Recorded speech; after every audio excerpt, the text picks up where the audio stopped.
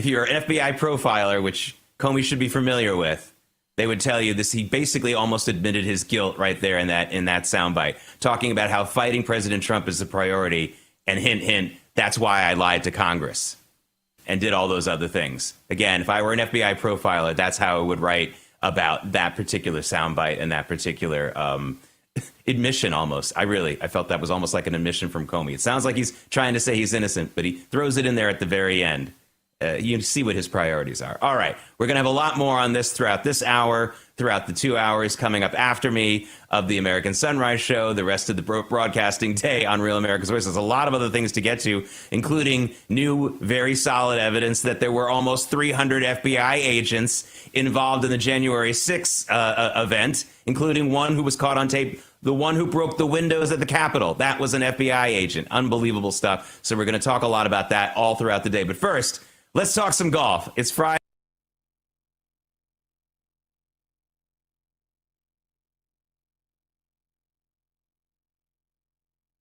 15 minutes for me, where our David Zier, our Real America's Voice correspondent and the host of Breaking Point.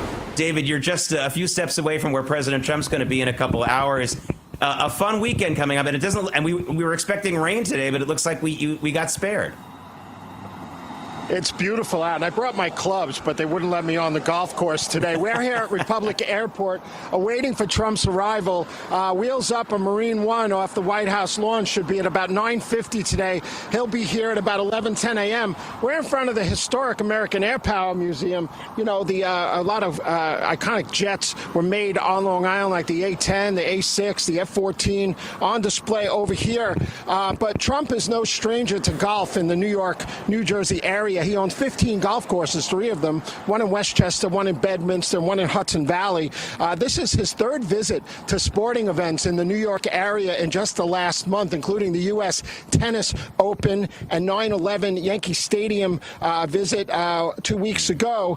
And this is pretty big here. This Ryder Cup at the Bethpage Black, one of the toughest courses in the country, a public course. I'm not good at it. I've been playing for 45 years. Very, very tough course here. I just wanted to add 250,000 people expected to attend. It's going to raise $200 million for the area. Tickets are as high as $4,000 for the 3 or 4 days, including the practice round here. And people are getting $18,000 a week to rent out their house around Bethpage Black and charging $100 a day to park in their driveway. Why didn't I do that? I mean, I'm probably only like 20 minutes from the course. I should have rented out my house. You could drive them. I really should have. Well, it's not too late. If you're watching and you need parking and maybe just a $10 Uber ride from my driveway to Beth, I'm just kidding. But anyway, that's awesome. Listen, David, obviously a lot of people are going to be I see this almost as a triumphant thing. It wasn't that long ago where a lot of us said, listen, President Trump, don't come to New York. It's really hostile territory for you with this Letitia James and Kathy Hochul and Alvin Bragg. You don't want to show up in this state because they might indict you or do something. Clearly, he's just not worried about that anymore. So this is more than just attending a fun event that I think he would want to attend whether he were president or not. In fact, I know that for a fact. But it's going to be interesting to see how he's received, won't it, David? Yeah, and he always turns lemons into lemonade in New York, and he has triumphant visits here. Listen, security's really high at Bethpage Golf Course today. They have increased restrictions on folding chairs, vaping devices, lighters, plastic-insulated beverage containers, and other. But there's a lot of activity here right now. We just saw 2 fighter jets escorting what looked to be a civilian airliner, a smaller one, maybe like an MD-80 or something like that. That was interesting because Trump's not expected here for a couple hours. I'll send you guys up some info if I can get more on that. But I wanted to add one thing, Jake. Trump issued an executive order. I was covering the White House about 2 weeks ago.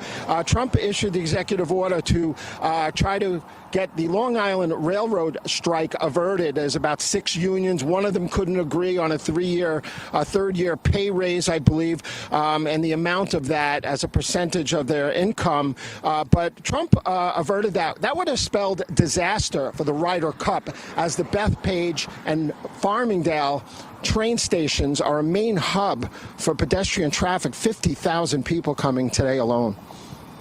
Yeah, even if you say, well, those people with the $4,000 tickets, they're not taking the train to Bethpage Black. I get it. But all the people going to work that day would have also been on the road.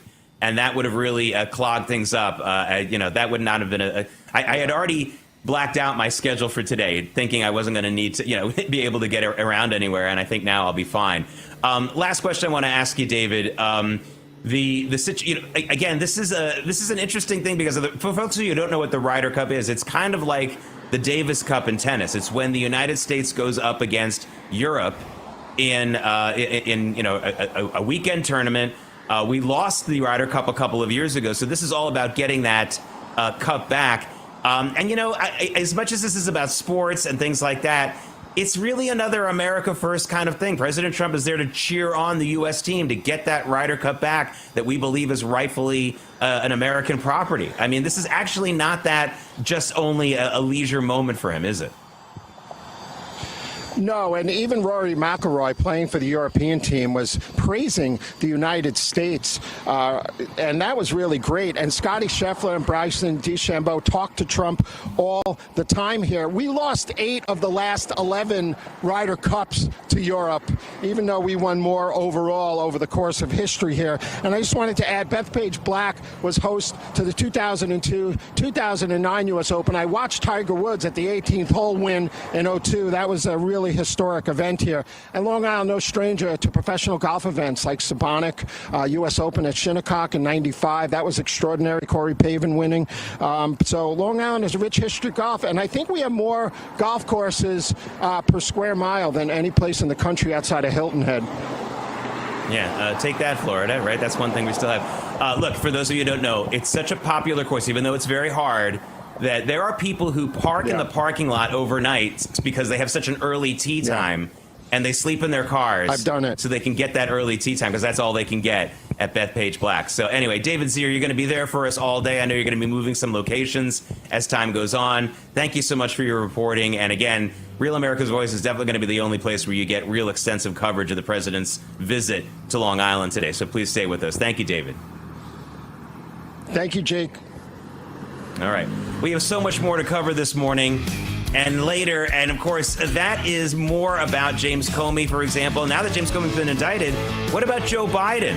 A little bit later on this hour, I'm going to talk to someone who used to work closely with Joe when he was vice president, who says it's past time to indict him. He's got the evidence. American Sunrise Early Edition. We'll be right back.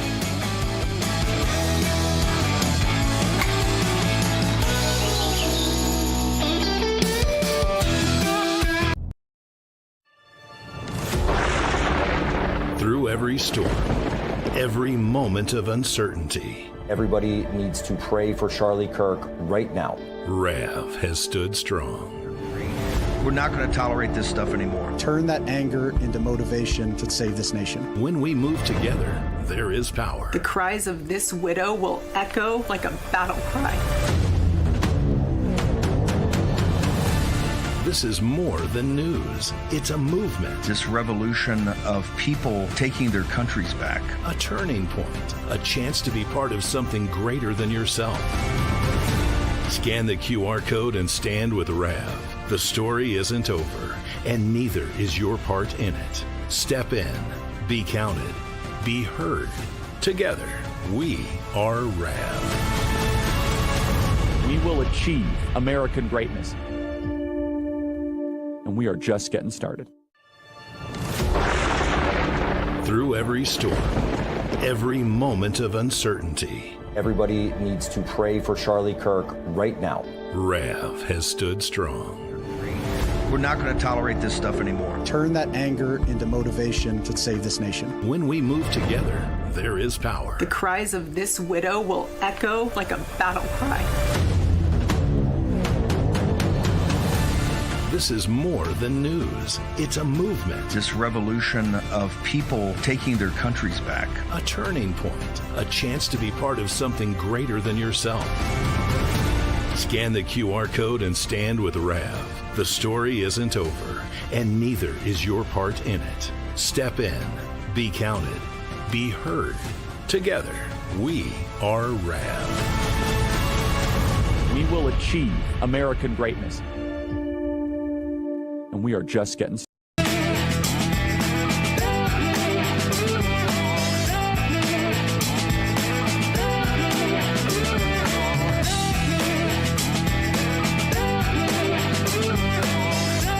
a look at the American Air Power Museum, very, very close to the Bethpage Black golf course. And this is the airstrip that President Trump and Air Force One will be landing at a little bit later today.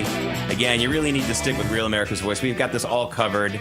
We have a very strong Long Island presence, not just me, but also a little bit further out in Suffolk County. So this is, and it's going to be an interesting day. I'm sure you're going to want to hear what President Trump has to say about the James Comey indictment. There's a bunch of other things to ask him about as well. So we'll be on that all over it. Welcome back to American Sunrise Early Edition. It is a no-tie Friday, but a busy no-tie Friday. I got to get the tie out of the way so I can have all the blood flowing in my head right now, because it is a very busy day with this indictment of James Comey. Also, so many other things to talk about, but I'm bringing in right now Real America's Voice contributor Emily Finn, because I don't want to forget about how people can respond to some of these things, some of these news, some of these issues. And just next door to the state of New York and New Jersey, we have a very interesting situation. Mikey Sherrill, who's currently a congresswoman in New Jersey, although she's really from Virginia, that's another story.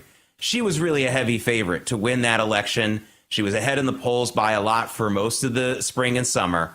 Well, the latest Emerson poll shows, according to Emerson, that race is a complete dead heat. In fact, I actually saw another poll that wasn't quite as respected, but had Jack Ciattarelli, the Republican nominee, ahead. Emily, this is a very interesting situation, but it was a very no good, very bad day for Mikey Sherrill, because first she got that poll news, and then the story that had been, I guess, suppressed for all this time, that while she was at the Naval Academy, which is a big part of her campaign, she's a Navy veteran.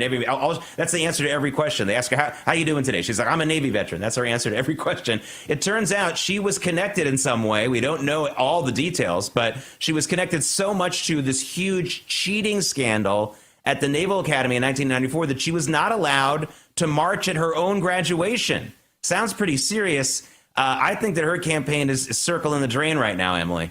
That is certainly a skeleton in the closet that I don't think she wanted to come out. We'll see how big that skeleton actually is. I'm sure there's some more investigations happening into that. But yeah, bad day for her. And must admit, being the favored candidate, even just a few months ago, as you were reporting there, Jake, if you look at that poll, you actually break it down a little bit further about the issues, the topics that New Jersey voters care about the most. When it comes to crime, when it comes to immigration policy, those are both 5%, way lower than, let's say, the economy.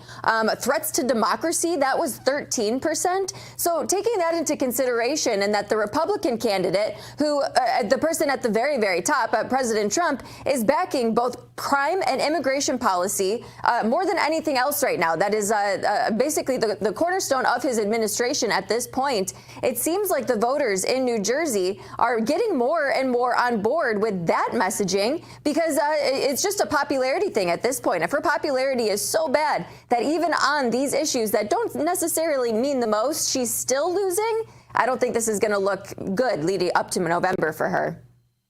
Yeah, and I'll give you some inside baseball for those of you watching who aren't from the New York or New Jersey area. I think another big reason for this shift in the polls is a very, very strong campaign ad that the Ciattarelli campaign is running that Mikey Sherrill provided to them on a silver platter. There's a commercial where they take a segment from an interview. It isn't even edited. It is an unedited part of an interview that she did on live TV on New York's ABC station, where the interviewer asks her what she thinks the big problems in New Jersey are that she needs to address. And she's very visibly and verbally stumped by the question. She's looking up. She's like, wow, that's a tough one. I hadn't really expected that question. And in a graphic next to her face, they show all the things that are plaguing New Jersey. High electric bills, the highest property taxes in the country, and on down the line. I actually think after all the scandal stuff and the other things that are going on, that's a huge reason. It is because people can see it's an unedited video, and that's a real moment, and she doesn't even know about any problems. Then why run if you can't even name a problem? That might be the big game changer here, Emily. Absolutely. But that's a great point. Why run? If you don't even have any policy or any ideas to make, the lives of New Jersey's, people better, then what is the point of this campaign? She definitely is kind of embarrassing herself on the campaign trail. We'll have to keep a close eye and see how all of this plays out. Yeah, and for those of you who don't live in the New York, New Jersey area, count yourself lucky, because that ad, as much as it's effective, it runs every 5 seconds on some channel. When I'm at the gym, it's on every TV at once. It's incredible. But hey, if I had a tool like that, I'd use it a lot too, so I don't blame him. Emily Finn, thank you so much for joining us. We'll see you in the 8 to 10 a.m. hour on American Sunrise. Thank you. Thank you. Hey, when inflation jumps, when you hear that the national debt is over $37 trillion, do you ever think maybe now would be a good time to buy some gold? Well, whether as a hedge against inflation, peace of mind during global instability, or just for sensible diversification, Birch Gold Group believes every American should own physical gold. And so they created something special until September 30th. If you are a first-time gold buyer, Birch Gold is offering a rebate of up to $10,000 in free metals on qualifying purchases. To claim eligibility and start the process, request an info kit now. Just text America to 989898.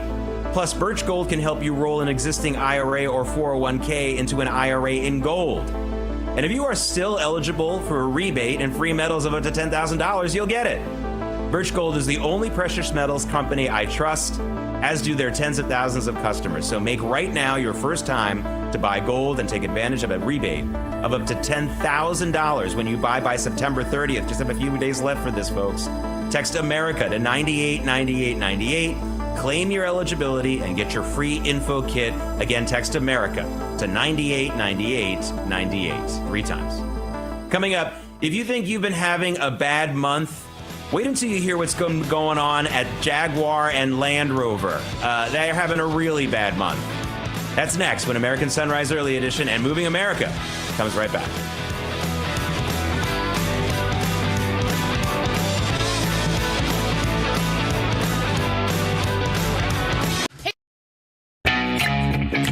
Great news, America. Real America's Voice is now on YouTube. We are the media now. That means you can watch live, join the chat, and connect with fellow patriots in real time. Share. Your voice matters, and this is your chance to be part of the conversation shaping our nation. God bless all of you. So don't wait. Hit that subscribe button, turn on your notifications, and tune in to Real America's Voice on YouTube today.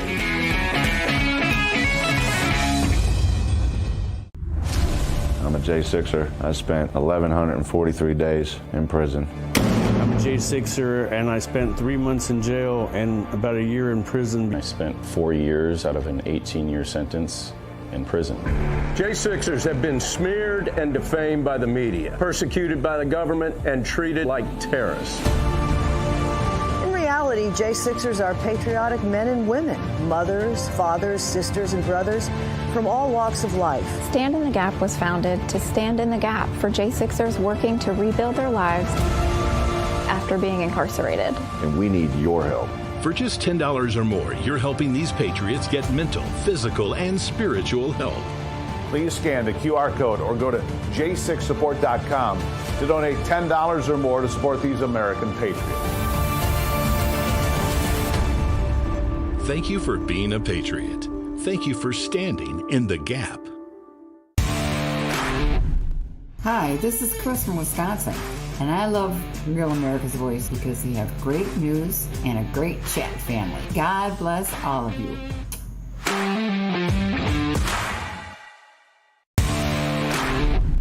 Hi, this is Becky from the Florida Panhandle, and I love watching Real America's Voice for the programming, the hosts, and my rad chat family.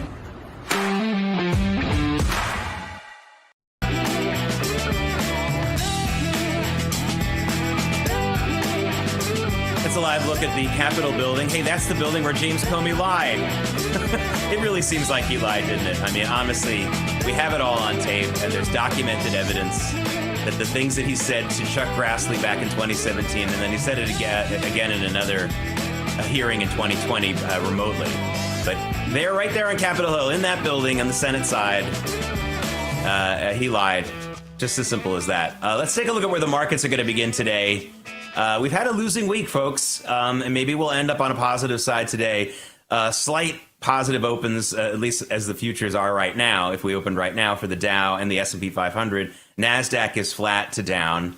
Gold pretty flat too, below 3,800 an ounce where we hit earlier this week, but very close to an all-time high. Look at crude oil, hit the $65 per barrel mark.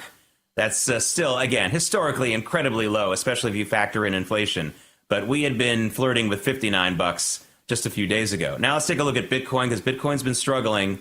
It's up a little bit more from where it was just a little bit ago, but down for the morning, 108,000 and change on Bitcoin. Remember, the highs in Bitcoin in the 120s, still very historically high for that commodity. I call it a commodity, Bitcoin, and people get upset at me, but I think it's a commodity. All right, moving America, ladies and gentlemen, start your engines.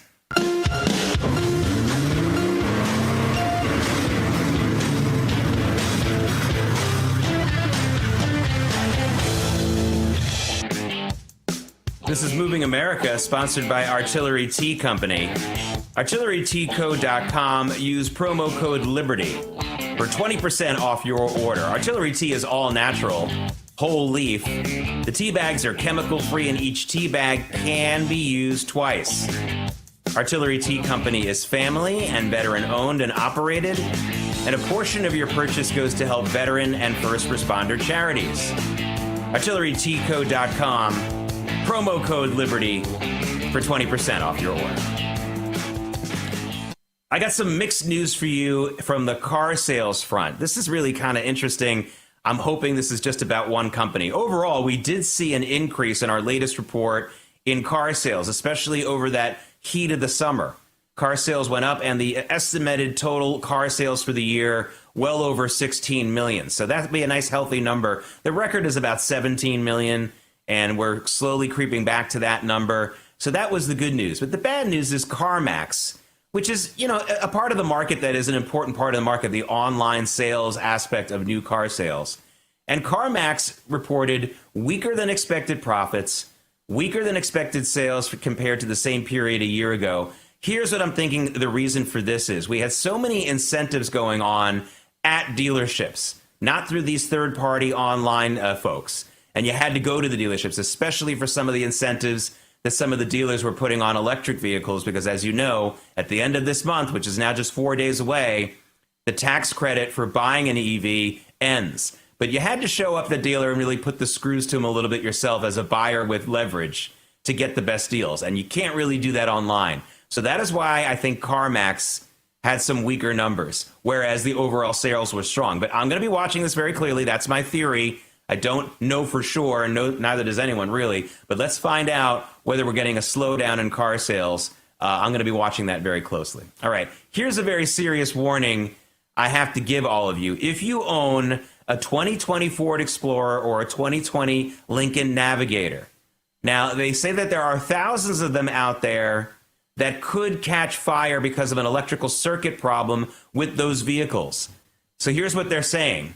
Do not park it in an indoor garage anywhere. If you have a garage in your home, or even if you're going to the mall or something like that, do not park it indoors in a garage, because that would really make the fire much more dangerous. Obviously, you can do that after you take it in to your dealer and have it checked out, have the part replaced, etc., etc.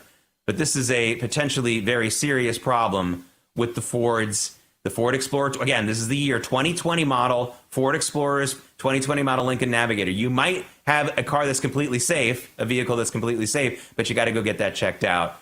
Check for emails and other kinds of communications you might be getting from Ford. All right. That Cyberattack that I told you about last month that hit Jaguar Land Rover. Jaguar Land Rover is actually owned by an Indian company called Tata.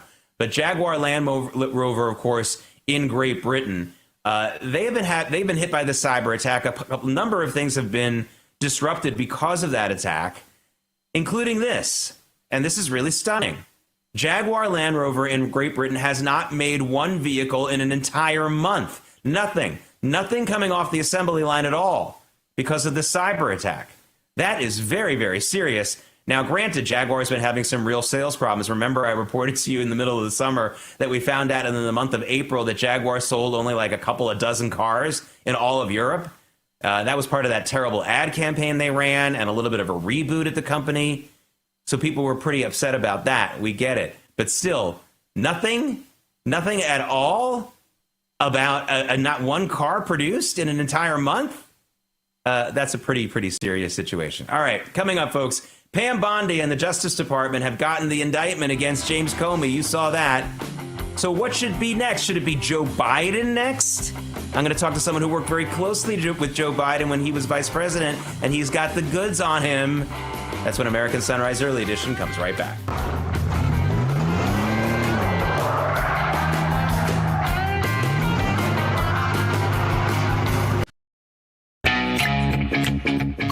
News America, Real America's Voice is now on YouTube. We are the media now. That means you can watch live, join the chat, and connect with fellow patriots in real time. Share. Your voice matters, and this is your chance to be part of the conversation shaping our nation. God bless all of you. So don't wait. Hit that subscribe button, turn on your notifications, and tune in to Real America's Voice on YouTube today.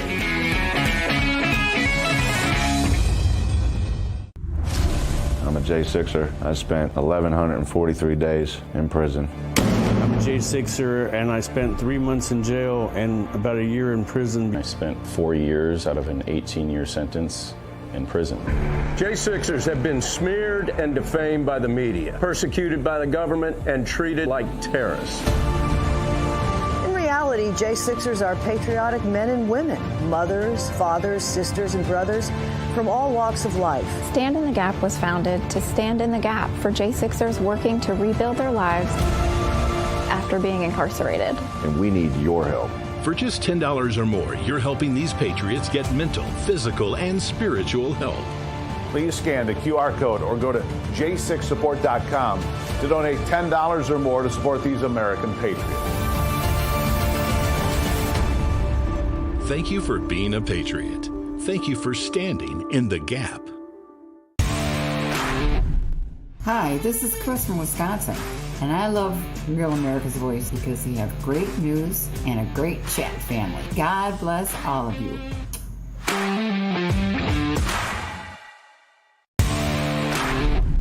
Hi, this is Becky from the Florida Panhandle, and I love watching Real America's Voice for the programming, the hosts, and my Rad Chat family.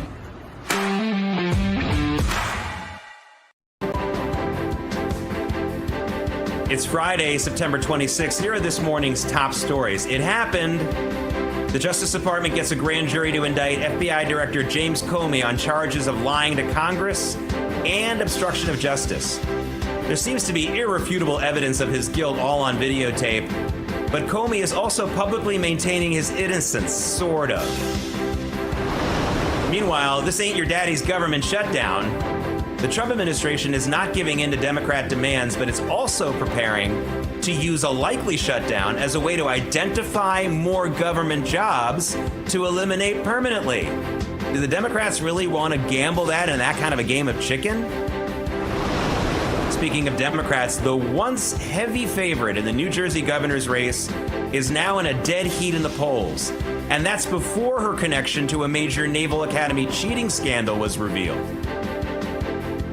And with all these big stories swirling around, what better time to take in some golf? President Trump is expected to attend. He will attend the big Ryder Cup tournament here on Long Island, about 10 minutes from where I'm sitting right now. And we will take you there live all day. American Sunrise Early Edition continues now.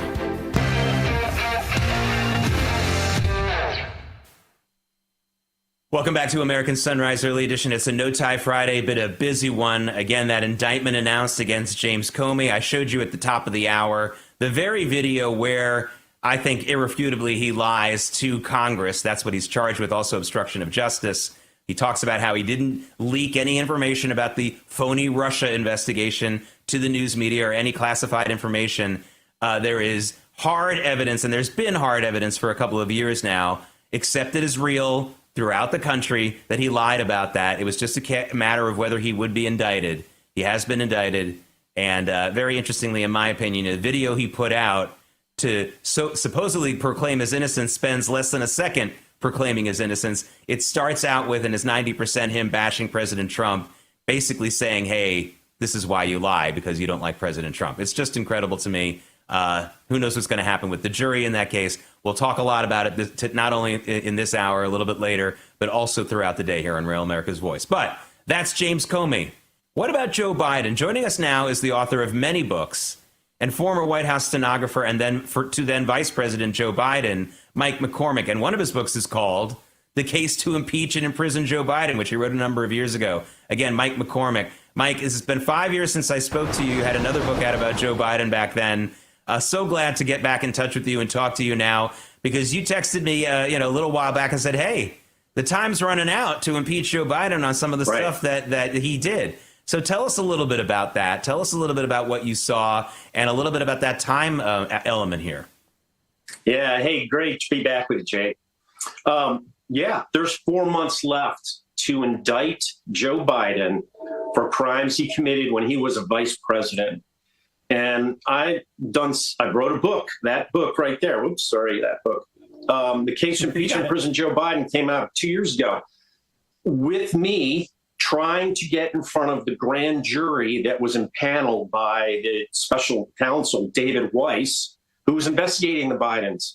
And David Weiss and his grand jury would never listen to me because I had evidence. I was an eyewitness to Joe Biden's crimes. They didn't want that. They were shielding Joe Biden. The crimes that I witnessed took place in 2014. I was on an airplane, Air Force Two, flying into Kyiv, Ukraine, when Jake Sullivan, who was Joe Biden's national security advisor, came back to talk to the press. My job as a stenographer was to stand there and record what he said. One of the press asked him, what kind of energy assistance are you bringing to Ukraine? And Jake Sullivan mentioned 4 things. 2 of them directly benefited Hunter Biden's company that he was secretly on the board of, Burisma Holdings. It was a natural gas conglomerate. Joe knew Hunter was on the board. I don't know if Jake Sullivan did, but at that point, from that point on, they started a conspiracy. The conspiracy was Joe Biden was enriching his family by bringing this money to Ukraine that was then going back to his son. And Jake Sullivan was telling the people about it, that it was okay. It was a government process. It wasn't a government process. It was a crime. They continued that conspiracy all the way through Joe Biden's presidency. The reason there's only 4 months left to indict Joe Biden is because when he became president on January 21st, 2021, illegally, I think, he got presidential immunity. So no crime he committed during that presidency can he be tried for.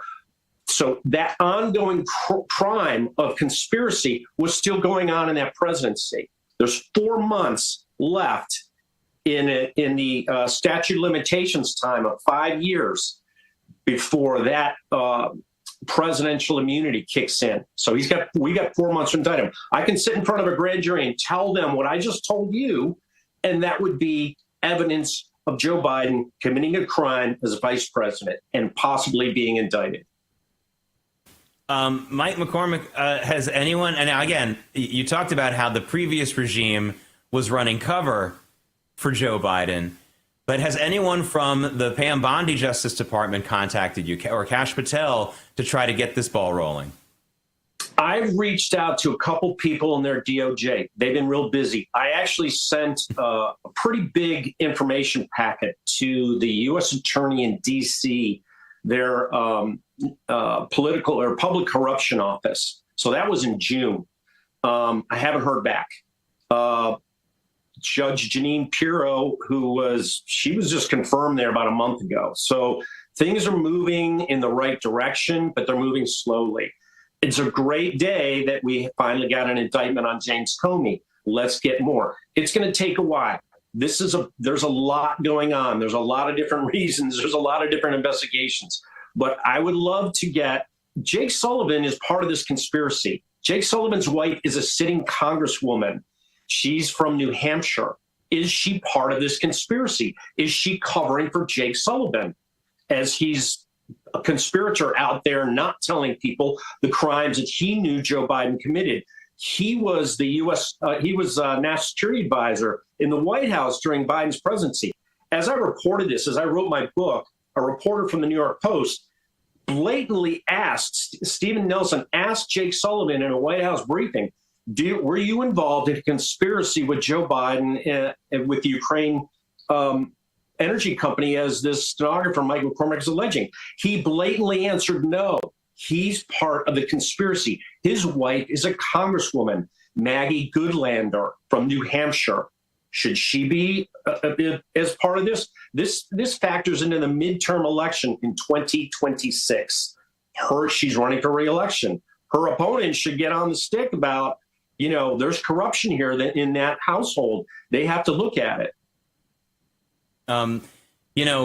so much of this, of course, is connected to Hunter Biden. And as we know, Hunter Biden got a full pardon from his dad. And honestly, I actually think that there's an opportunity involved with that, as opposed to thinking, oh, it ends there, they pardon him, we're out of luck. Because now that he's been pardoned, he can invoke his Fifth Amendment rights about self-incrimination because he's been pardoned for it. So the question now is, can they drag him before Congress or before a grand jury to testify? And then if he decides not to do that, that's a new crime, and he can't be he doesn't get a pardon for that. So in other words, it sounds like he should be able to be compelled on pain of going to jail to testify in this case, and he won't be able to take the Fifth. Yeah, Hunter Biden would be a witness. Devin Archer would be a witness. They both had a meeting with Joe Biden in the West Wing of the White House. It's documented in the Hunter Biden laptop that's been validated by the FBI. They had a meeting with him just days before I was on this airplane with them. They were talking about Burisma. They walked out of the meeting and there's emails saying, okay, I'm going to join the board of Burisma today. And then they also did another kickback scheme with a company called MAHA. They were talking about that with Joe Biden. That's the company that set up the biolabs in Ukraine. And that's what's in that book. Oops, that book, sorry. I always mix that up on camera. That's all right. It's called An Almost Insurmountable Evil. It's how Joe Biden and Hunter Biden were involved in the Wuhan pandemic. That began back in 2011. You know, as a stenographer, I traveled with Joe Biden to China. Joe Biden got in front of an audience in China, in Chengdu, and said, you have too many old people. You have too many old people. And the Chinese heard that because they had this one-child policy. And 8 years later, in 2020, in 2019, in August of 2019, the Wuhan virus rolled out and it killed old people. I think they were working on that the whole time, and that's what I wrote about in that book. My goodness. You know, I tell you something, the thing is, with these stories, it's amazing how much this has been suppressed from the American public. Right. Unless you were watching Real America's Voice or following some people who have been documenting it, the American people, a good chunk of the American people have no idea about any of these allegations. Let's just say, for the sake of, again, jurisprudence and fairness, okay, we have to prove all these allegations. That's fine. But the problem, Mike, is that millions and millions of Americans, and especially voters, don't even know any of this. Well, they might know that Hunter Biden had a drug problem. They might know that he had some, maybe he got a job here or there that he wouldn't have deserved or got into this law school or because of Joe. All right, they might know that. They might. But do they know that he was actually on the board of a natural gas company, something that he had no experience with? This isn't like one of the George Bush family where they're always into oil for generations. This is a ridiculous position.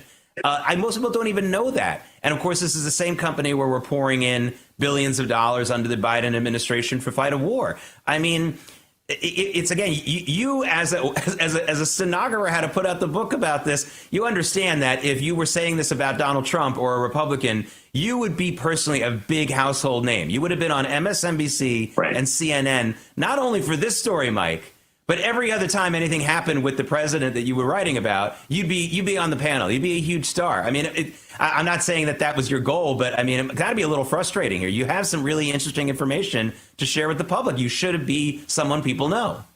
And that's what I put in my books. I named the people. I was standing there with the press. I named the names of the press who weren't working to get the truth out. Peter Baker at the New York Times. He was on a White House trip that I took to Ukraine in 2015, and he's never corrected the mistakes that I've written about in my book. You know, one of the things that Joe Biden did on that trip was he met with the then mayor of Kyiv, who's still the mayor of Kyiv, a guy named Vitaly Klitschko. Vitaly Klitschko was on the board of Burisma with Hunter Biden. That's in the laptop. And the New York Times has never written about it. So no, my books are never going to be on the New York Times bestseller list because I tell the New York Times what a bunch of frauds they are. Same with the Washington Post. Same with Axios. So we do get on Real America's Voice, and this is where we get our word out slowly but surely. I also write a Substack. My Substack is Midnight in the Laptop of Good and Evil. I've got a lot of information on there coming out. There's stuff right on there right now about how Hunter Biden sort of tipping his hand about how he was involved in the Wuhan pandemic. He did this interview last July, and he said, there's something in there about the bird flu. Well, the bird flu was what the Wuhan pandemic was, and he admitted that he was involved in the bird flu in this interview. Oh my God! That would be, that would be the political scandal of a lifetime. If we get more information on that and some, incredible. Last thing I'll talk about is listen, you were a stenographer. I often say this to people, and they don't believe it when I tell them that. When I say that television stars, movie stars, and politicians, they're not like us. They are a different breed of human. I really think it's like Darwin, it's almost like evolution. They've evolved into a different type of human being. And by that, I mean, they don't operate the way you or I would operate. Everybody else who's normal, who's watching, would know that if there's a literal stenographer sitting there, you'd probably be really careful about not lying, because that's the way it is. If you figure okay, hey, no one would do, sure, people lie and they cheat and they steal, but they don't do it when the camera's on them constantly and there's someone literally writing down everything they say and who said it to them. But that's exactly what these politicians do. You're almost like furniture to them. It's just amazing to me. You must know that there's something different about these folks, isn't there? Yeah. Jake Sullivan flunked Sopranos 101. He incriminated himself standing next to the guy reporting every he said. So did James Comey, like you were just saying. These people are stupid, but we let them, we pretend, because the media tells us, oh, they're geniuses, they're smart, they're honorable people. They're not. These people have sold their souls to get where they got. I worked with Joe Biden. I worked with Barack Obama. These are evil people. They did evil to our world and our country, and we have to get it back. It's going to take a while. It's going to take a while to work it through the courts. James Comey's indictment is the first small step. There's a lot more coming. Indicting Joe Biden will be a big thing. Having a big trial of his conspirators, Jake Sullivan, Hunter Biden. Part of Hunter Biden's conspiracy with the Metabiotic company, that's the bird flu company, that started in December of 2013. He doesn't get a pardon for that. The pardon starts in January of 2014. He went to China in December of 2013, and that's when they started this investment in the Metabiotic, the bird flu company that he talked about. That's what he's worried about. He can be indicted for that. No, that's a whole new ball of wax that we've started here, and let's get to it. Let's continue. Mike, keep in touch. Thank you so much for joining us. And we're going to get you back updated on all the major stories going on right now, especially that James Comey indictment when we come right back. American Sunrise Early Edition. Stay with us.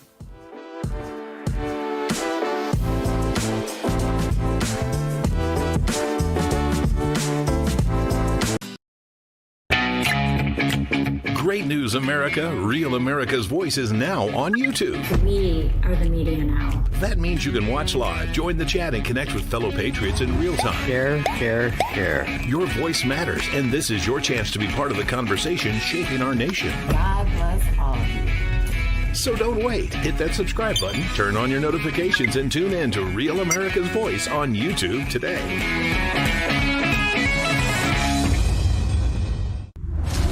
I'm a J6er. I spent 1,143 days in prison. I'm a J6er, and I spent 3 months in jail and about a year in prison. I spent 4 years out of an 18-year sentence in prison. J6ers have been smeared and defamed by the media, persecuted by the government, and treated like terrorists.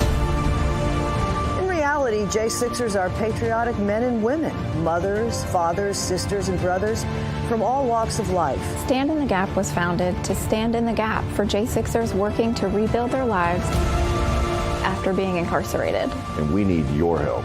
For just $10 or more, you're helping these patriots get mental, physical, and spiritual help. Please scan the QR code or go to j6support.com to donate $10 or more to support these American patriots. Thank you for being a patriot. Thank you for standing in the gap. Hi, this is Chris from Wisconsin, and I love Real America's Voice because we have great news and a great chat family. God bless all of you.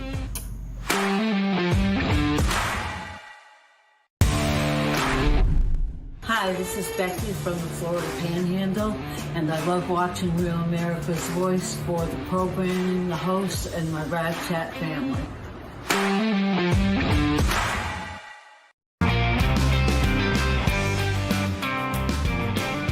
Welcome back to American Sunrise Early Edition. You know, when we show the Capitol Dome from now on, we should just say scene of the crime. That should be the banner. Scene of the crime. I mean, that could be anything. It could be a number of crimes that have been committed there. But in all seriousness, there's two crimes in particular this morning that really have me thinking about the Capitol building, because that's where they happened, or at least on that hill. The James Comey lying situation, which I think we have him dead to rights. I'm sorry. I played at the beginning of the hour the moment where he lies for the first time to Congress. And also we have this report from John Solomon from Just the News here on Real America's Voice that we now know there were 275, almost 300 FBI agents in the crowd on January 6th, including the one who very famously broke the window in the Capitol. That was an FBI resource asset agent. I'm not really sure, but an FBI asset nonetheless. Unbelievable, but this stuff is unraveling. Let's bring in David Brody, who's on location today in Virginia and joining us. And David, your response to this, it feels like when I first heard the indictment, I thought, like, well, they're just checking a box. But you know what? This now feels like more like the first card in a house of cards that might start to fall. That's the way it's starting to look a little bit more upon reflection for me. Yeah, paging John Bolton, paging James Clapper. They're taking note of what happened to Jim Comey last night for sure. By the way, we're here in Virginia. We have the AMAC boot camp. It's really exciting. Boot camp here in Purcellville, Virginia. We're at Patrick Henry College. Dr. G and I will be hosting American Sunrise from here for the next couple hours. So when it comes to Comey, one of the things that's going to be interesting here is that we're assuming it'll be tried in the Eastern District of Virginia in Alexandria, not the most conservative place in the Union. As a matter of fact, I'm being very facetious. So we'll see exactly how that runs. And of course, you know, Jake, that in a grand jury, you just need a majority of the folks there to say that there is probable cause rather than a unanimous verdict. So there's obviously a much higher threshold. We'll see. It feels like a slam dunk. I mean, there's the tape of Grassley in 2017 asking Jim Comey if he's ever been an anonymous source or anything of that nature, especially as it relates to Andrew McCabe and what he did with CNN. Or I should see CNN, I believe it was the New York Times, excuse me. So there's that tape. And then we have Ted Cruz. I mean, the doubling down in September of 2020, literally asking James Comey, hey, just double checking here. You said never. You were never an anonymous source. Is that correct? He's like, I'm standing by that. So I mean, it's kind of a double situation there with James Comey.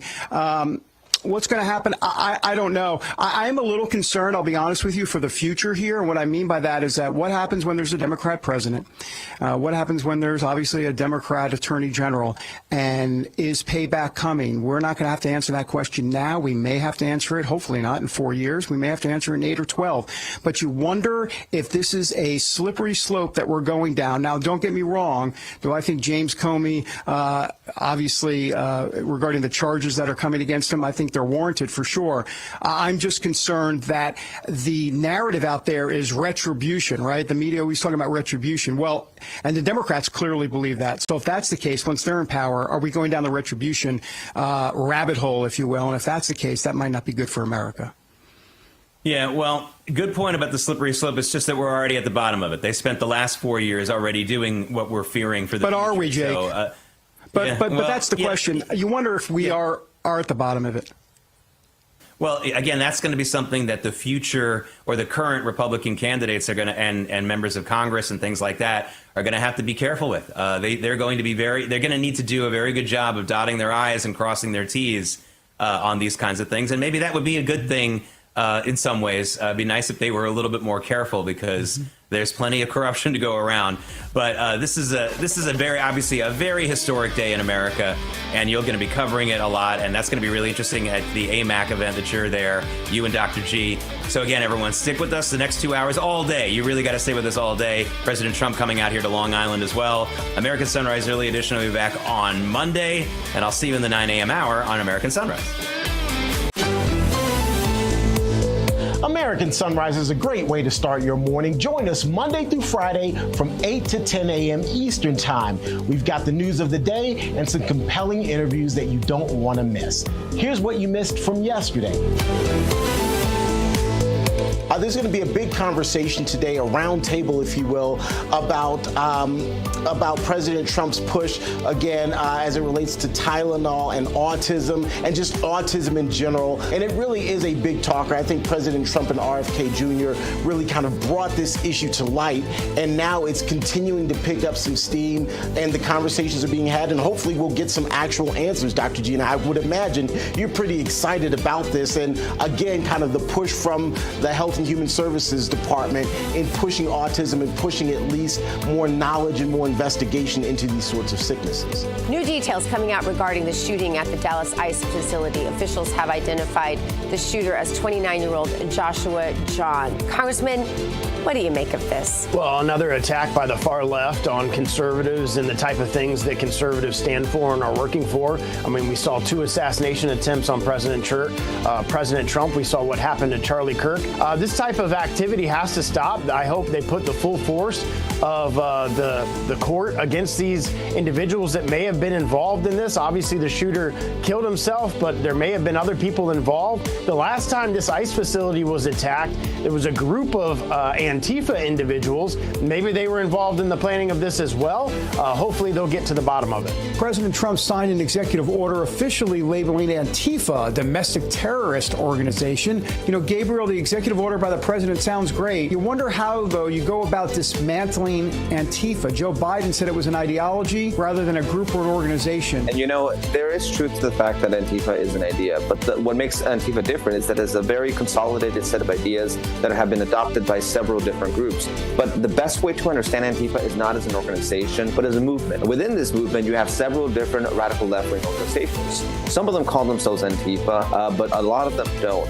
Yet they're all united in this idea that it is not only okay, but it is basically mandated to use political violence as a means to affect their political goals. Terrence, I don't know. A lot of people were saying that this was kind of an apology, but it didn't feel like he was sorry enough, I suppose. That was my take when I watched the clip. It wasn't an apology. This was all damage control. He tried to act like he was being contrite and conciliatory. I think it was all fake, and it was all just to kind of appease people who were upset with inappropriate comments, and it just didn't go far enough for me. It was a nothing burger for me. That's just my thoughts.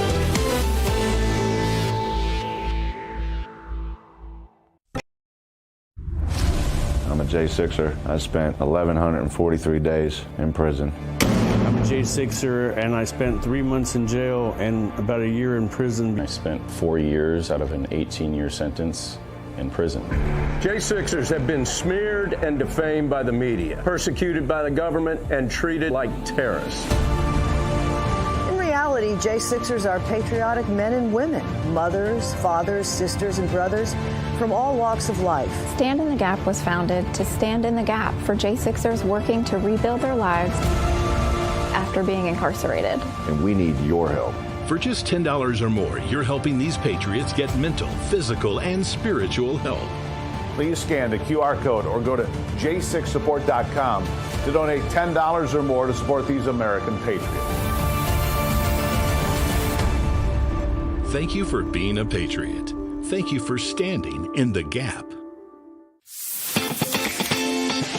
Patriots, it's time to gear up. Real America's Voice has an entire lineup of merch made just for you. We got some Rav fans out here. We watch you every day. From mugs that start your morning strong to hoodies, hats, t-shirts, pants, vests, flags, and so much more. Yeah, I noticed it. I mean, that caught my eye big time. Every piece lets you wear your pride loud and clear. This isn't just merch, it's a movement. When you shop Rav, you're showing the world you're proud to be part of the Real America's Voice family. God bless Real America's Voice. So don't wait. Scan the QR code right now or visit realamericasvoice.launchcart.store to shop today. Thank you, Real America's Voice, for doing true journalism. Stand tall, be bold, be proud. Represent your voice with Real America's Voice. It's good to have a real news network out there, so I'm a big fan. Use code RAVSWAG10 for 10% off. Real America's Voice rocks.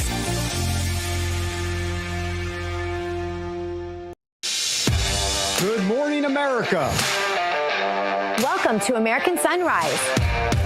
Whether it's culture, We have breaking news to share with you. politics, President Trump is joining us live now from Florida. we've got you covered. This is what it looks like to be a patriot. We have to protect the American family. The American dream is still alive.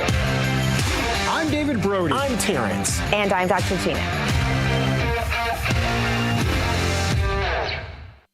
Breaking news from Real America's Voice.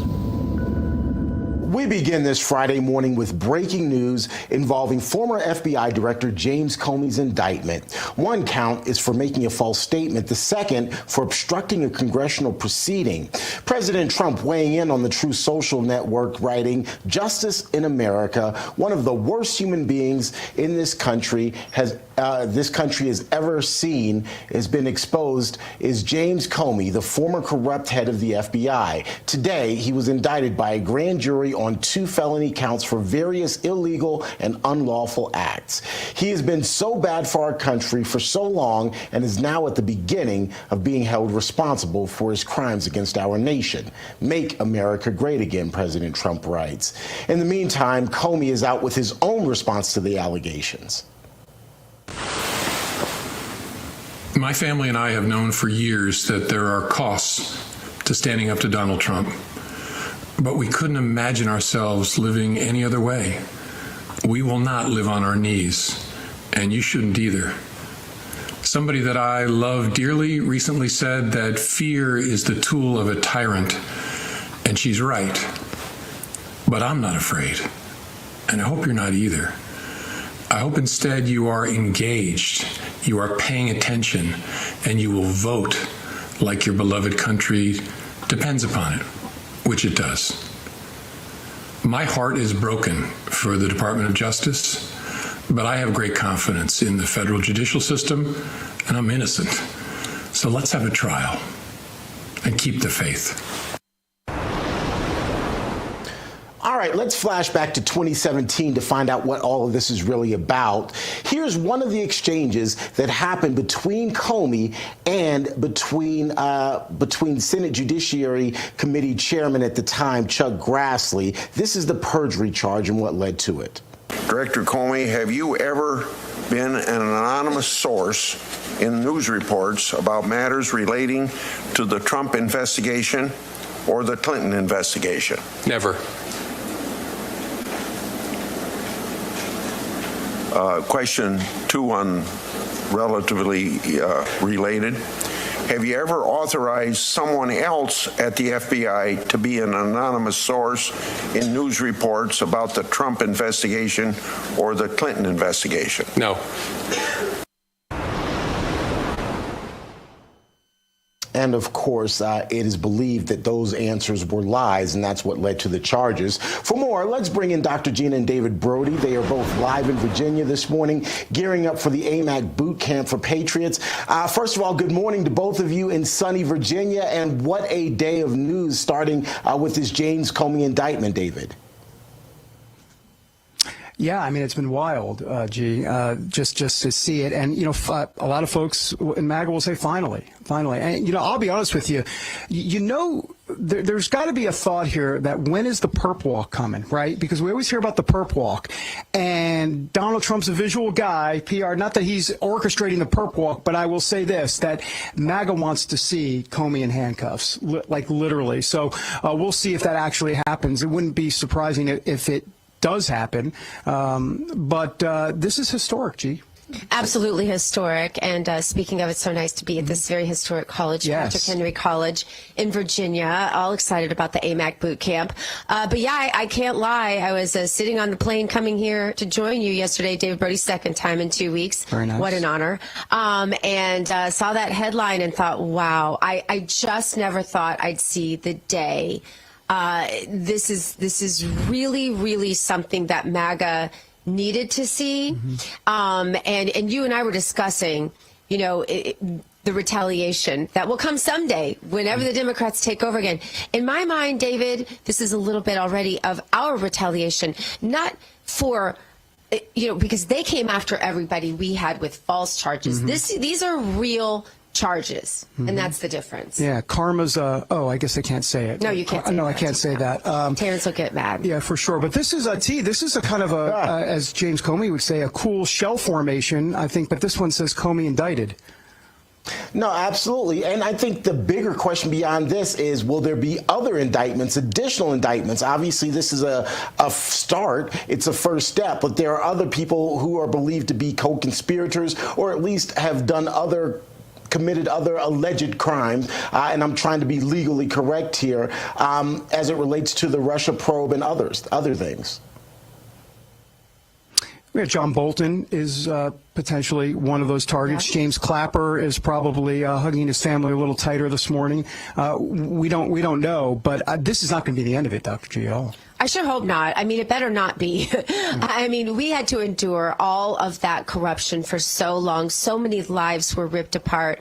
There are dead people in the wake of all this, people who just gave up on life watching this stuff, especially along the J6er line. And so yeah, justice needs to come, and it really can't come too swift or too quickly. Yeah, and just remember, T. Bates, also, this is in the Eastern District of Virginia, where one of the United States district attorneys, an assistant one, is, of course, James Comey's son-in-law, who immediately resigned. So there's that kind of twist to all of it. Which makes it very convenient for him to say, oh, I trust the judicial branch of the United States. Yeah, of course you do, because you're planning to get off that way. And in all likelihood, actually, he will. And so that's what we'll all be waiting to see. Yeah. Hey, David and Dr. Gina, stand by, because I also want to bring into the conversation the newest member of the Rav family, Washington correspondent Britt McHenry. Britt, welcome to the conversation. Good morning to you. Good morning as well. I think I need a stronger coffee with this news yesterday and this morning, but I'm here. I'm ready to participate in this conversation. Let's kind of start broad then. What is the buzz around the nation's capital related to this news? Because this is really big news. I'm sure everyone at every coffee shop is talking about it. Yeah, so I'm sure we will discuss later. I was at the MAHA event yesterday discussing autism and the spike there that President Trump addressed earlier in the week.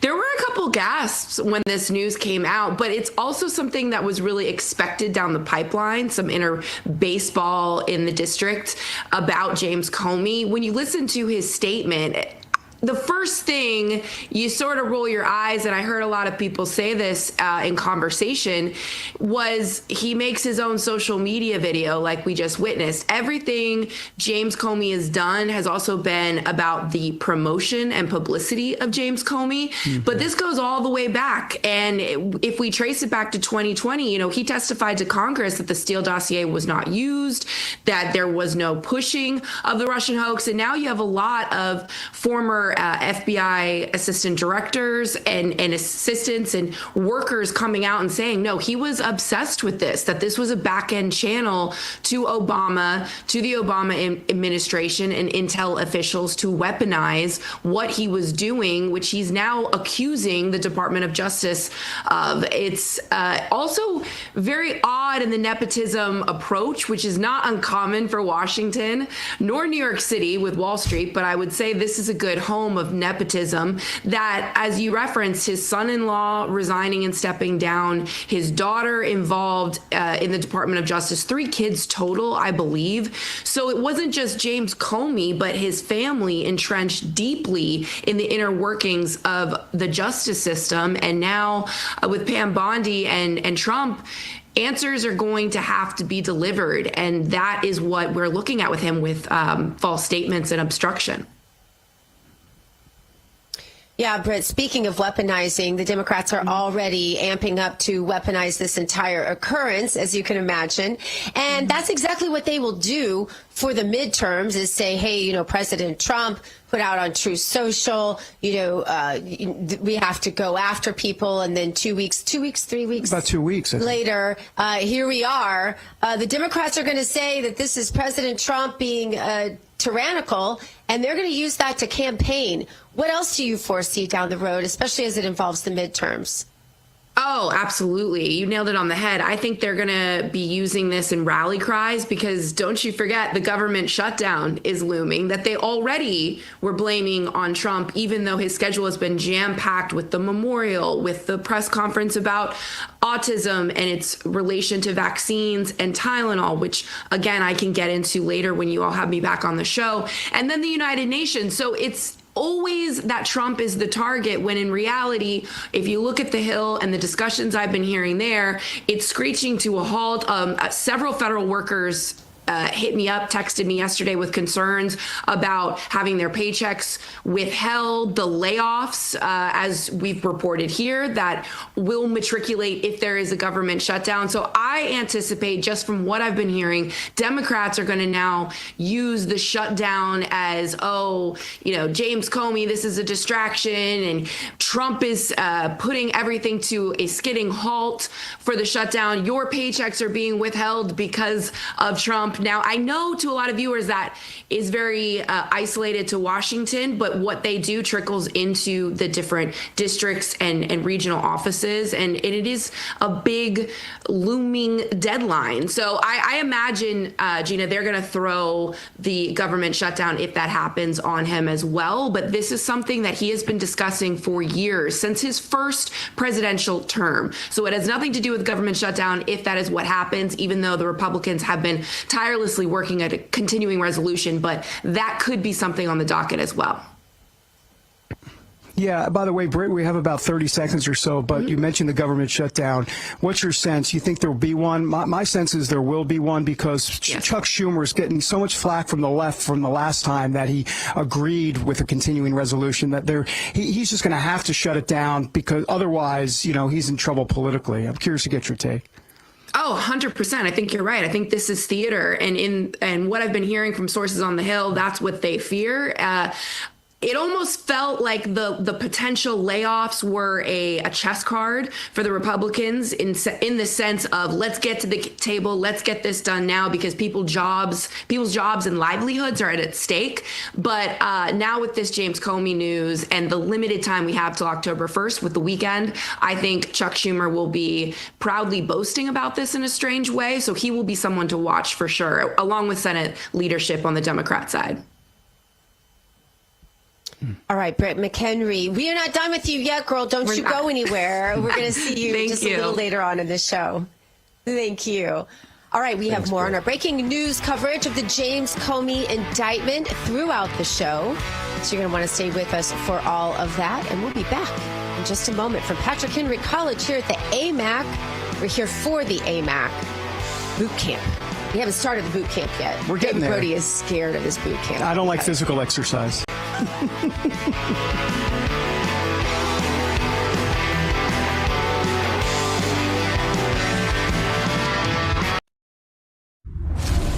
a J6er. I spent 1,143 days in prison. I'm a J6er, and I spent 3 months in jail and about a year in prison. I spent 4 years out of an 18-year sentence in prison.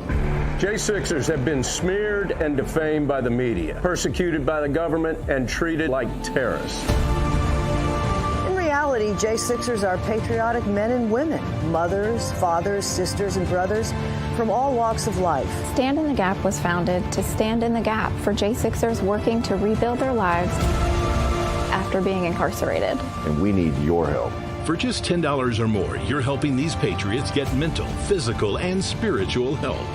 Please scan the QR code or go to j6support.com to donate $10 or more to support these American patriots.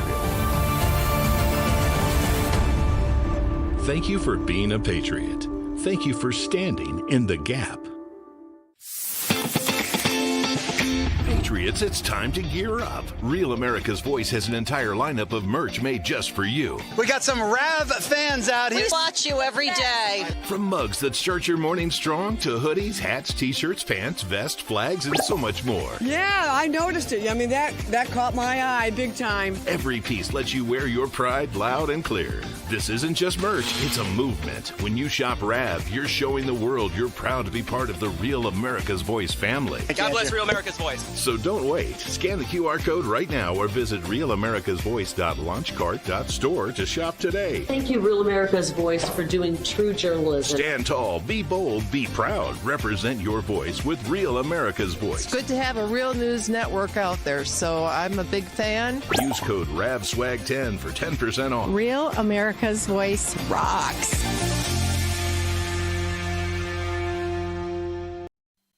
This news break is brought to you by AMAC, Association of Mature American Citizens.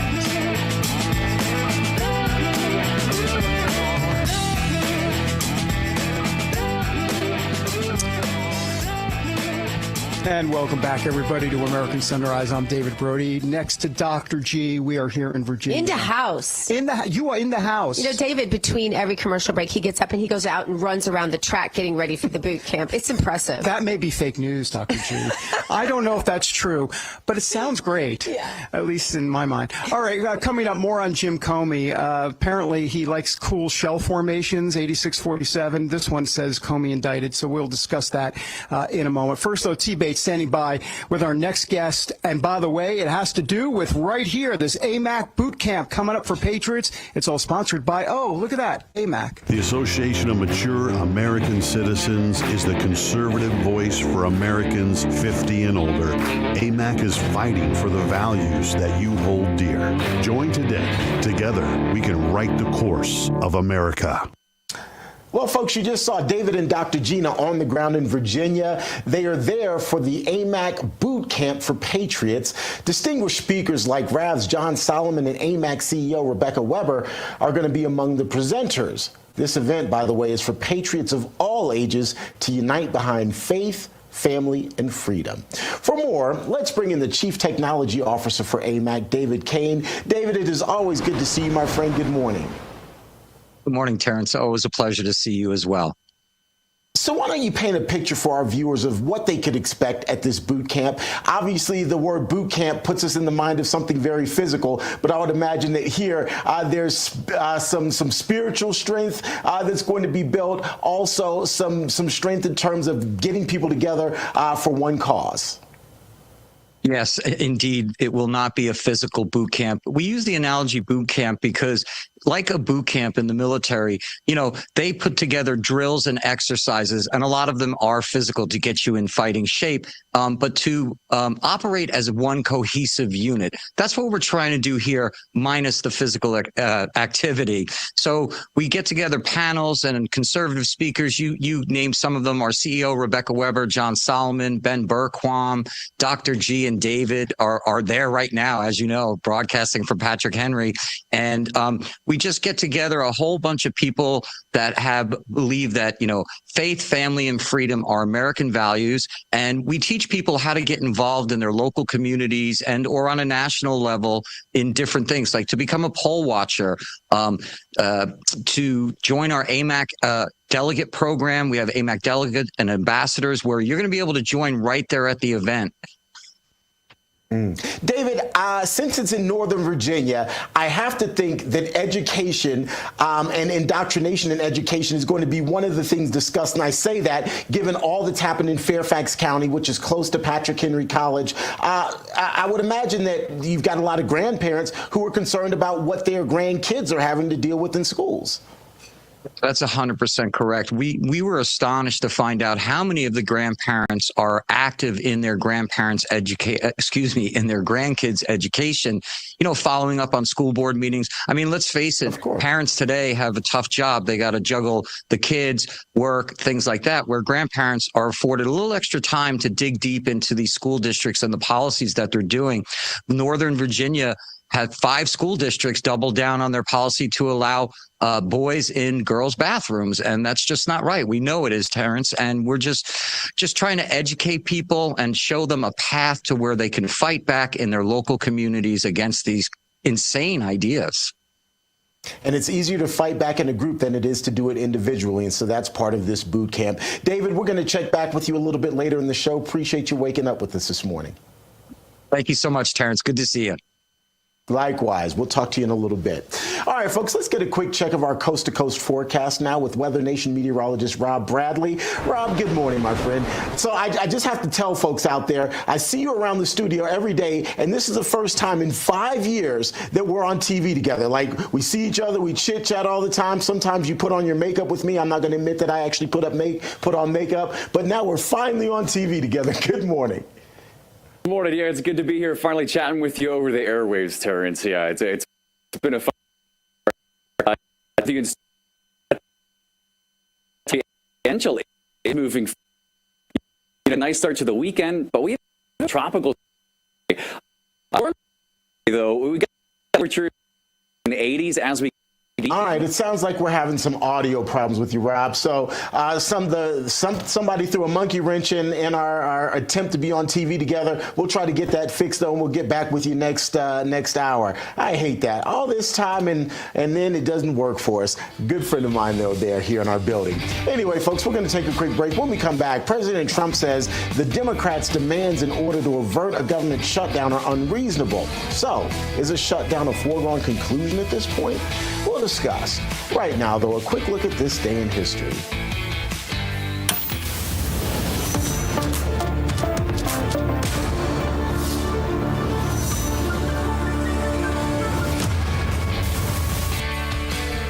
On this day in 1960, America watched the first ever televised presidential debate between John F. Kennedy and Richard Nixon. It was broadcast from Chicago. That showdown, by the way, changed politics forever as Kennedy looked confident, tanned, and ready for prime time. Nixon, on the other hand, refused makeup and appeared tired and uneasy. Viewers saw a clear winner, and it helped Kennedy edge out Nixon in one of the closest presidential races in history. That night proved that image and media can decide elections. It's a lesson that remains true today. We're back with more American Sunrise, including David and Dr. Gina in Virginia for the AMAC Boot Camp for Patriots. All of that after this.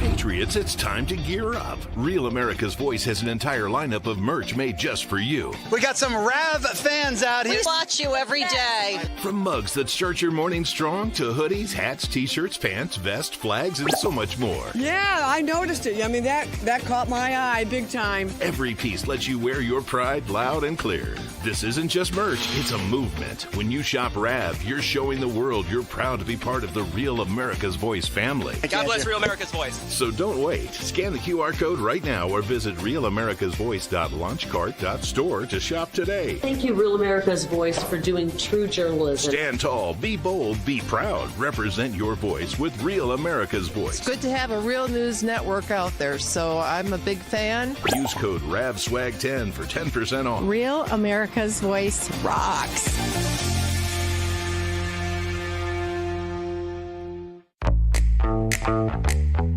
Now is the moment to put your brand in front of an engaged, loyal audience through Real America's Voice.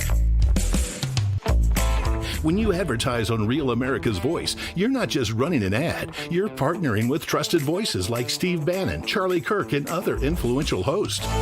Backed by millions of monthly listeners. What's happening? Because of a real voice, man. I watch it all the time. Real America's Voice rocks.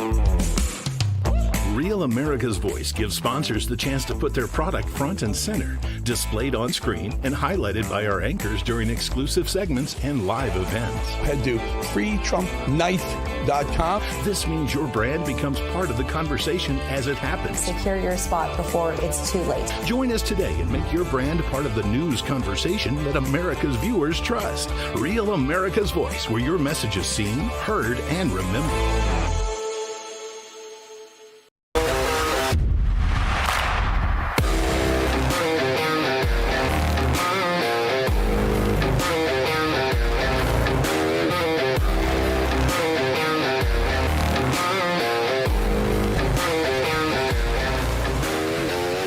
That's Tampa Bay Love Tampa Bay, by the way. Lots of water. Water. Lots of water. And I'm from New York, so I'll take your order. All right. I want coffee. And get some coffee. All right, we continue our breaking news coverage of James Comey. He's going to need more than coffee because he's under indictment, as we've been reporting. Comey indicted on 2 counts, one for making a false statement, another for obstructing a congressional proceeding. Attorney General Pam Bondi weighing in, saying, quote, "No one is above the law. Today's indictment reflects this Department of Justice's commitment to holding those who abuse positions of power accountable for misleading the American people." We're going to follow. Listen to me, I'm just ad-libbing. We will follow the facts in this case, is what you David, said. there's a prompter right there. I'm sorry, I'm not a big fan of prompters, you can tell. By the way, let's play one of the exchanges in question between Comey and then the chairman of the Senate Judiciary Committee, Chuck Grassley, in 2017. This is why he's, in essence, under indictment. This is what happened. Take a look. Director Comey, have you ever been an anonymous source in news reports about matters relating to the Trump investigation or the Clinton investigation? Never. Question 2 on relatively related. Have you ever authorized someone else at the FBI to be an anonymous source in news reports about the Trump investigation or the Clinton investigation? No.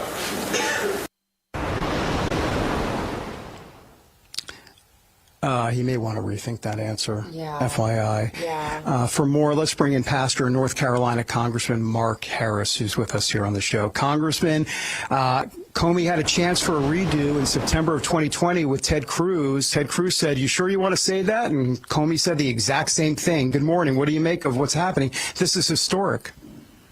Well, good morning, David and Dr. Gina. Thank you so much for having me this morning. This is historic, and I think that Pam Bondi's statement says it all, and I think it was my first reaction when I heard the news. No one is above the law.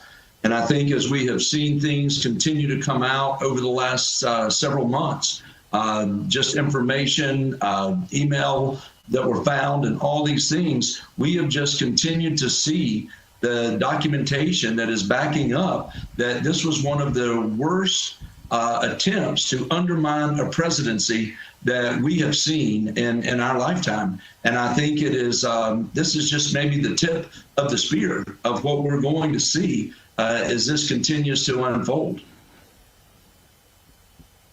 Absolutely. We are now also 4 days away from a potential government shutdown. And President Trump says if it happens, the Democrats are to blame. Take a look at this. Well, this is all caused by the Democrats. They asked us to do something that's totally unreasonable. They never change. They want to give money away to illegally, people that entered our country illegally. They want to give them massive federal money. And we don't want to do that because it means everyone's going to just keep pouring back. Right now, we have absolutely perfect borders like you haven't seen in many years. Even better than I had great borders during my 4 years, but these borders are stone cold closed. You can only come into our country legally now. But the Democrats want to give it all away. They want to open up the borders. Take a look at that. Big thing. They want to open borders again after what we're going through now, getting rid of prisoners, getting rid of all of these people dropped out from mental institutions, drug dealers, drug addicts, everything. They're putting everybody into our country. It's all ended now. But this is what Schumer wants. This is what the Democrats want.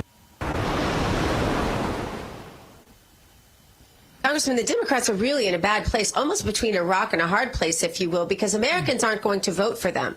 They are a godless, crime, pro-crime party at this point. So they have to import voters. So they can't back down on this, can they? Well, I don't think they can. However, I mean, it is a message that the American people have got to make sure that they're understanding. I mean, I've said this before. In November of 2024, Americans made a decision that they wanted to do government differently. and they sent Donald Trump back to the White House. They gave him a majority in the U.S. House. They gave him a majority in the United States Senate. And we've been working over these 9 months to make some dramatic changes and begin to move our nation forward again, trying to overcome all of the chaos that was created during the prior administration. And one of the things that we did for the first time in history is we managed to cut $1.6 trillion in mandatory spending, first time in history, because we recognize that our nation is in a fiscal crisis when you look at a $37 trillion debt. And so as we work through that, we now get to this point in time where all the Democrats have is to really, it's extortion. They're saying to the president, we want $1 trillion of money reinstated, all of that put back in. Otherwise, we're gonna shut the government down. I think it's a travesty. I think the American people have got to understand this is going to be a Chuck Schumer shutdown if we get to that point. But I applaud the president. You know, he canceled a meeting that was going to happen earlier this week because he realized that they're being unreasonable. They're wanting us to put illegals on our healthcare rolls and keep them there. They're wanting to go back on all of the things that we did in the Working Families Tax Cut bill, and it's just atrocious. And the bottom line is the things that the American people wanted, even through the DOGE cuts, those things that we were able to do in cutting NPR and those kind of expenses, that American people just don't want their money going to all of these things that DOGE discovered it was going to, and now they're wanting much of that money reinstated in order to keep the government open. And it's ridiculous, and they're going to have to own this if they choose to shut it down. We did what we were called to do. We passed the CR last Friday to allow us to get to November 21st so that we can continue to pass appropriation bills and get the work done. But if they shut the government down, they're going to have to own this. All right, so since you're a preacher, I'm going to get you to preach. I'm just curious if you are going to be delivering a sermon either Sunday or maybe even, they might need it, maybe even with your colleagues at the House. And if so, what is your sermon going to be? Let's start with this Sunday. And if you were to preach before your colleagues in the House, what might you preach to them? Well, listen, I would say that what I just shared with you is probably preaching. I don't know. But again, to my colleagues in the House, I do continue to say that we've got to realize that we were sent to Washington to help preserve this republic, to preserve our future for our children and our grandchildren. And we've got to make tough decisions, but we've got to do what's right along the way. And I think this is a critical moment in time, and I think we've got to put the pressure right back. As far as what I'm preaching this Sunday, I'm preaching a series through the Gospel of John, and I'll be in John chapter 12, and we'll be continuing just looking at that important passage to just understand the truths and the principles of God's Word that speaks into our hearts so much, particularly verse 31 through 36, looking as Jesus takes folks to the cross. All right. Wow. Congressman Harris, thanks for being part of the new Black Robe Regiment out there. Thank you so much for everything you're doing. Thank you. It's always an honor to be with y'all. All right, sounds good. Have a great weekend. Coming up, the Make America Healthy Again team continues making waves across the country. We're going to break down their latest roundtable on autism straight ahead on American Sunrise.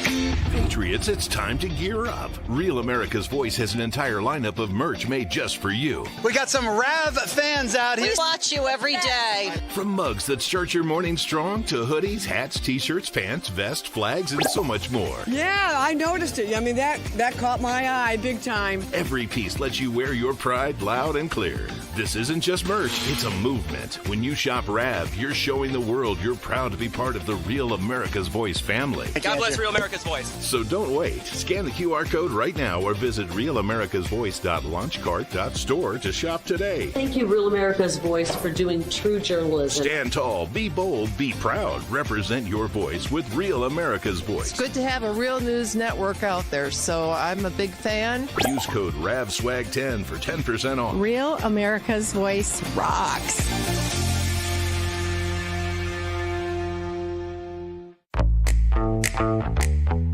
Now is the moment to put your brand in front of an engaged, loyal audience through Real America's Voice.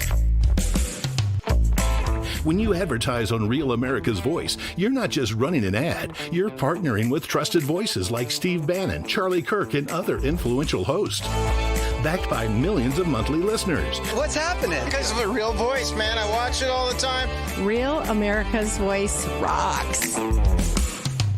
Real America's Voice gives sponsors the chance to put their product front and center, displayed on screen and highlighted by our anchors during exclusive segments and live events. Head to freetrumpknife.com. This means your brand becomes part of the conversation as it happens. Secure your spot before it's too late. Join us today and make your brand part of the news conversation that America's viewers trust. Real America's Voice, where your message is seen, heard, and remembered.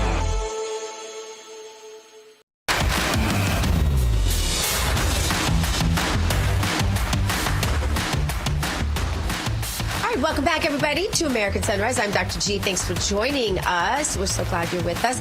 It is time now for today's health news, sponsored by the Wellness Company and under the microscope today. The MAHA Institute continues its advance to make our country healthy again. So excited about this all the time. The MAHA Institute held its Autism Roundtable yesterday in Washington, D.C. We heard from several distinguished speakers, such as Tony Lyons, the president of MAHA Action, John Gilmore on Autism Action Network, many others as well. Topics such as genetic vulnerabilities and environmental factors were also discussed. Now, this comes after the Trump administration announced there could be a link between pregnant women taking Tylenol and elevated risks for the children developing autism. We will have RAV's new Washington correspondent, Britt McHenry, in the next hour to break it all down with us, so we can look forward to that. A new administration in Washington, D.C. has brought a lot of positive changes when it comes to fixing our broken healthcare system. The reality, though, there's only so much government can do. If we really want to make America healthy again, that has to start at home with each and every one of us, and that's where the Wellness Company comes in. You see and hear from their doctors all the time on this network, and you know their products are the gold standard when it comes to keeping your family safe and healthy. The Wellness Company gives you the opportunity to be sure you're prepared for whatever happens with their series of prescription medical kits. These kits have an assortment of life-saving medications, including guidebooks that assist you in how to use the meds in the kit. Additionally, the Wellness Company offers a variety of products from parasite cleanses to methylene blue to weight loss and so much more. These can help you stay healthy and live a longer, more satisfying life. Make America healthy again starts at home. Do your part. Protect the health of yourself and your family. Go to twc.health/RAV today. Give it an order. That's twc.health/RAV. Use the promo code RAV to save 10%. I thought you were going to say it with me. Thank you. Oh, can we do that again? Yeah. 10%. David, it's all yours. It has such a different punch. punch. Take the stage. Yes. I know, when we're together. Yeah, it just feels more impactful. Like Donnie and Marie. Donnie and Marie? Oh, my gosh. You just aged us. What is it, 1972? Hold on, I'll get my bell bottoms. Oh, my. Donnie and Marie. Oh, we are the mercy. Donnie and Marie of news, Terrence, just so you know. All right. Oh, my gosh. Well, who today? There aren't really. No, there's nobody. No, Sonny and Cher. I mean, that's like. When's the last time there was? David Brown would know the answer to this. Yes, David Brown. Oh, yeah, my goodness. he'd want us to go to prompter. You just literally. To behave. You're going with 70s couples. Sonny and Cher, Donnie and Marie. There are no couples singing anymore. David, read the prompter. I'm sorry, Tony, Orlando, and Don. Okay, President Trump further expanded on his meeting he had with Middle East leaders this week at the UN General Assembly. He added a deal to end the war in Gaza could be coming soon. Take a look. I just say that we want to get Gaza over with. I had a great meeting with the leaders of that area, of that region, generally speaking, the Middle East. We had a great meeting the other day at UNGA, as you know, and I think we're close to getting some kind of a deal done. We want to get the hostages back. I have to get the hostages back. We're the ones that got the hostages, all of them that we have now. But it looks like there are 20 living hostages and probably 38 or so dead hostages. Pretty sad. And the parents of those dead souls, those dead, mostly men, boys, in many cases like literally boys, they want those bodies back so badly, as much as though they were alive. And so we had a very good meeting with the representatives of the most powerful countries in the Middle East, and I think we're going to be close to a deal. All right, G, for more, let's bring in the host of Securing America, which you can see here right on RAV. He's also the executive chairman and founder for the Center for Security Policy. That'd be Frank Gaffney. Frank, good to have you here. You're going to be here at the AMAC boot camp for Patriots this weekend, so we're excited to see you. What do you make of what President Trump is trying to do there in the Middle East with these Middle Eastern nations? I mean, good luck trying to get these nations to pony up and do something in the Middle East, considering they have a river to the sea mentality. Good morning. Well, I'm not personally inclined to wish them good luck at acting on that desire. You're absolutely right. And let me just say, Donnie and Marie seems to me to be an apt way to describe the harmony that you guys put out, and we love this show. I want to just say, I think the president's desire to see an end to the hostilities in Gaza is best expressed when he makes it clear that Hamas must be destroyed and that the place is a demolition zone and cannot be made habitable for the existing population under foreseeable circumstances. Playing to this idea, which I'm sure he was seriously mau-maued about by these various Arab and Muslim nations that he met with, that no, we need to just let the Palestinian Authority get in there, or otherwise, turn this place over to more or less the same jihadists that have been running it. And by the way, we did a wonderful briefing yesterday with our Victory Coalition, and I commend to everybody, victoryco.org, to look at it. You look at a Palestinian state, well, that's what Gaza was before the attack of October 7th. And it's a scandal that we would even contemplate anything that remotely returns to that kind of situation. So I'm hopeful that the president is going to stay the course. We'll be hearing in the course of the day, of course, from the Prime Minister of Israel, who I believe will push back very firmly on a number of things that are in the works here, including the idea of having Tony Blair, the former jihadist-embracing Prime Minister of Britain, running Gaza for 5 years. That's the newest scheme. But I think, honestly, the only hope here, and I know we want to talk a little bit about our program tomorrow, but the only hope for a lasting peace in that region is for a decisive Israeli victory over her enemies and ours. Yeah. Well, Frank, we've run out of time, but we are looking forward to seeing you at the AMAC boot camp tomorrow. And there are still tickets available, by the way, for everyone. And I think we're going to be giving away some free tickets or something like that. We'll let you know. Great. We'll keep you posted. Frank Gaffney, thanks for your time. Look forward to it. Thanks, Frank. Thank you, kiddos. Take care. Thank you. All right.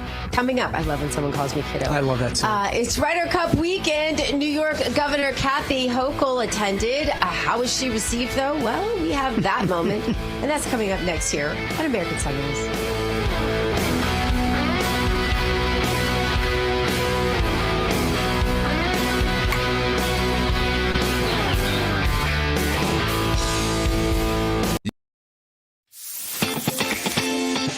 Patriots, it's time to gear up. Real America's Voice has an entire lineup of merch made just for you. We got some RAV fans out here. We watch you every day. From mugs that start your morning strong to hoodies, hats, t-shirts, pants, vests, flags, and so much more. Yeah, I noticed it. I mean, that caught my eye big time. Every piece lets you wear your pride loud and clear. This isn't just merch, it's a movement. When you shop RAV, you're showing the world you're proud to be part of the Real America's Voice family. God bless Real America's Voice. So don't Don't wait. Scan the QR code right now or visit realamericasvoice.launchcart.store to shop today. Thank you, Real America's Voice, for doing true journalism. Stand tall, be bold, be proud. Represent your voice with Real America's Voice. It's good to have a real news network out there, so I'm a big fan. Use code RAVSWAG10 for 10% off. Real America's Voice rocks.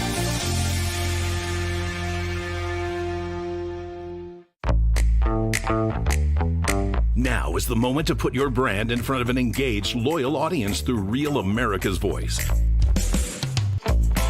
When you advertise on Real America's Voice, you're not just running an ad, you're partnering with trusted voices like Steve Bannon, Charlie Kirk, and other influential hosts. Backed by millions of monthly listeners. What's happening? Because of a real voice, man. I watch it all the time. Real America's Voice rocks. Real America's Voice gives sponsors the chance to put their product front and center, displayed on screen and highlighted by our anchors during exclusive segments and live events. Head to freetrumpknife.com. This means your brand becomes part of the conversation as it happens. Secure your spot before it's too late. Join us today and make your brand part of the news conversation that America's viewers trust. Real America's Voice, where your message is seen, heard, and remembered.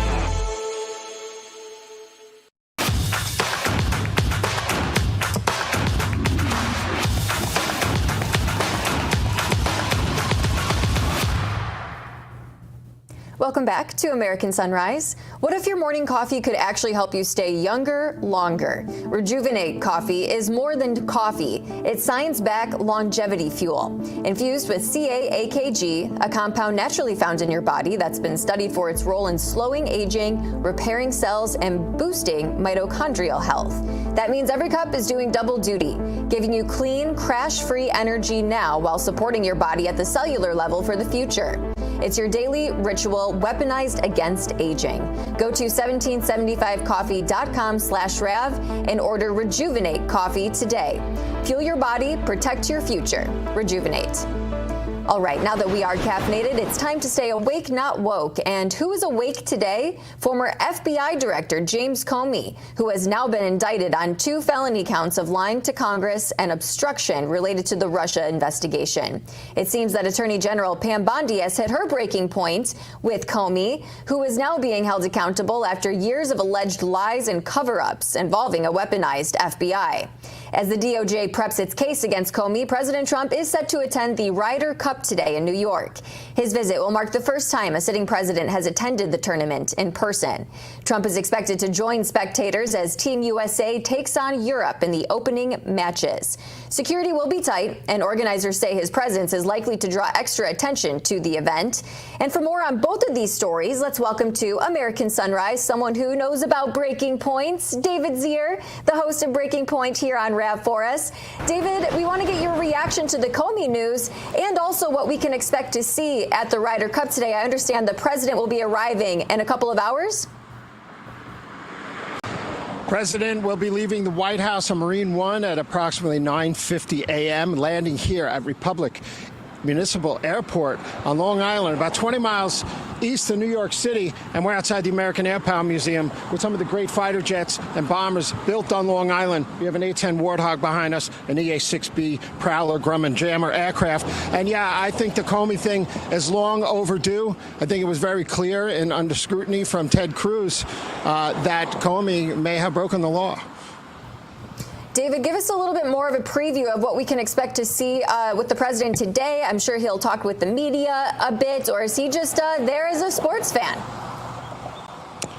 Well, you know, he's close with Bryson DeChambeau and Scotty Scheffler and a lot of people, and even Rory McIlroy playing for the European team. By the way, Europe won the last 8 of 11 Ryder Cup, so we got to win this year. But Rory McIlroy, giving nice words about the United States, which was really moving here. And Trump owns 15 golf courses, 3 in New York, Westchester, Hudson Valley, including Bedminster, New Jersey, actually. But this is his 3rd visit to sporting events. He was at the U.S. Tennis Open in Queens about a month ago. He was at 9/11 Yankee game 2 weeks ago. Now he's here, and he'll be landing at 11:10, staying till about 3:30, returning to the White House, I think before 5 o'clock today. This is the 45th Ryder Cup here at the iconic Bethpage Golf Course. I watched Tiger Woods win here in 2002 on the 18th hole. It came again in 2009. Long Island, more golf courses than any place in the country except for Hilton Head per square mile, I believe. A lot of key things going on here today. Looks like they got a really great team. Increased security here. They increased it. No more folding chairs, vaping devices, lighters, insulated beverage containers, large umbrellas, rangefinders, laptops, or tablets allowed in to the 45th Ryder Cup today at Bethpage State Park. And I just want to add, Trump helped avert a strike with the Long Island Railroad through executive order the week before. I was at the White House when they were issuing this, and he was signing that. He basically averted one of the 5 or 6 unions at the Long Island Railroad who wanted a pay increase in multiple years. They averted that because that would have spelled disaster for the Ryder Cup because people would not be able to get here as it heavily relies on mass transit. Well, David, I think it's safe to say that President Trump is certainly going to have a very warm welcome at the Ryder Cup today, but that can't be said for Governor Kathy Hochul. Want to get your reaction to this. She was also there. I'm sure you've seen the video. We got to show our viewers, though. It was such an embarrassing moment. Look at this. Keep it going for New York. Your friend and mine in attendance, Governor Kathy Hochul. Governor, thank you so much for being here. And thank you to your team, too, for getting us ready for the Ryder Cup in New York. I would like to say a few thank yous to Governor of State New York, Kathy Hochul.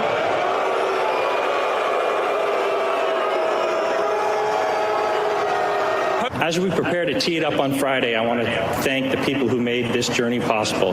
To Governor Hochul, to the teams of New York, to the teams of the New York State Park. That wasn't just once. That was 3 times that the crowd booed her. David, got to get your reaction. That's just, I feel bad for laughing. It's secondhand embarrassment. Well, after her endorsement of Mandami, Long Islanders are furious. This is a red area of 2.8 million people here. Both counties went for Donald Trump out here last time. But this was expected. Trump will probably get an amazing reception. I wanted to add, this event will raise $200 million in commerce for the Farmingdale Bethpage area, pro-business. Anytime Trump comes to something, he adds an economic flair like he did in Wildwood, saving the summer for all those businesses on the boardwalk that were dying during COVID last year, in New Jersey. The Trump effect is in full force, and this will be a very successful Ryder Cup. Absolutely. David, before we let you go, give us a little preview about what's coming up on Breaking Point this weekend. Yeah, I've got interviews on the ground from the Charlie Kirk Memorial, most of them that we did not air during the day when I was interacting with the crowd with our incredible RAV News team inside the State Farm Stadium. 100,000 plus people on the ground.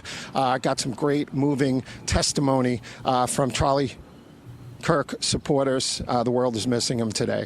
Wow, David, sounds like it's going to be a great show. Certainly looking forward to seeing what all of those Charlie Kirk supporters had to say. Thank you so much for joining American Sunrise, and best of luck to you there at the Ryder Cup today. I appreciate that, Emily. Have a great one. You too.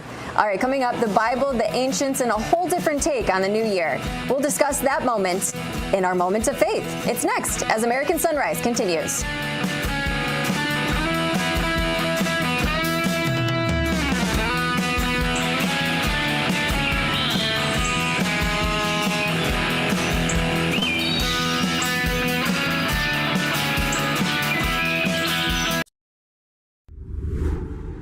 Hi, my name is Tracy Elk with Arizona. I don't stink around in the kitchen when it comes to the news. I watch Real America's Voice, which always serves accurate and reliable updates that are on point with their amazing hosts. So don't find yourself in a pickle by tuning into the fake news. Stick with Real America's Voice.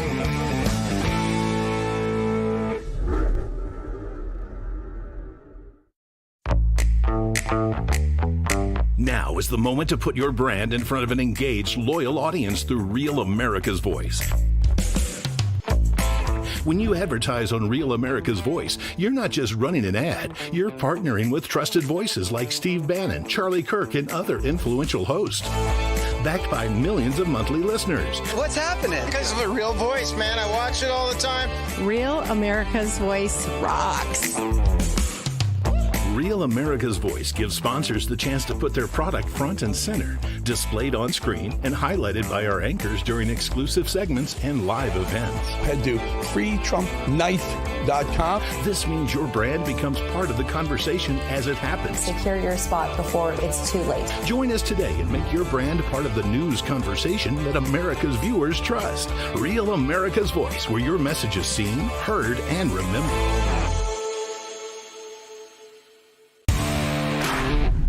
This is Tim King, also known as USS Malik, and I love Real America's Voices for its like-minded programming and the chat. Love you guys.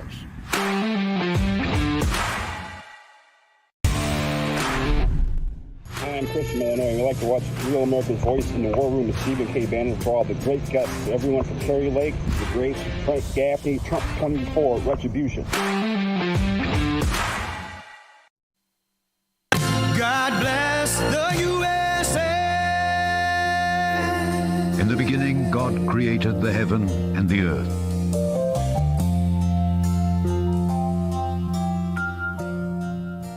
All right, welcome back to American Sunrise. It's time now for our Moments of Faith, brought to us by Lee Greenwood and the God Bless the USA Bible. First, let's check out today's Bible verse. It comes from Isaiah 55, verses 2 through 3, and says, "Why do you spend money for what is not bread, and your wages for what does not satisfy? Listen carefully to me and eat what is good, and let your soul delight itself in abundance. Incline your ear and come to me. Hear, and your soul shall live. And I will make an everlasting covenant with you, the sure mercies of David." All right. Now, in focus today for our Moment of Faith, Tuesday was Rosh Hashanah on the Hebrew calendar. The name means head of the year, but it's also called the Feast of Trumpets. Some people say the Jewish New Year begins in the fall, while others say it begins with Passover in the spring. So what's the real story here? Joining us now with biblical insight is one of our favorite guests, Jim Mosley. Jim is the author of The Duke of D.C. and the appropriately titled Discovering Jesus' Disciples. Jim also just authored a new book with our very own Dr. Gina called The Days of Creation by Heart, teaching children how God made the world. All of that said, we simply like to refer to him around here as the Bible history guy. Hey, Jim, welcome to the show. Thanks for being with us. Good morning, my pleasure. Well, let's start with what, as usual, the Bible says.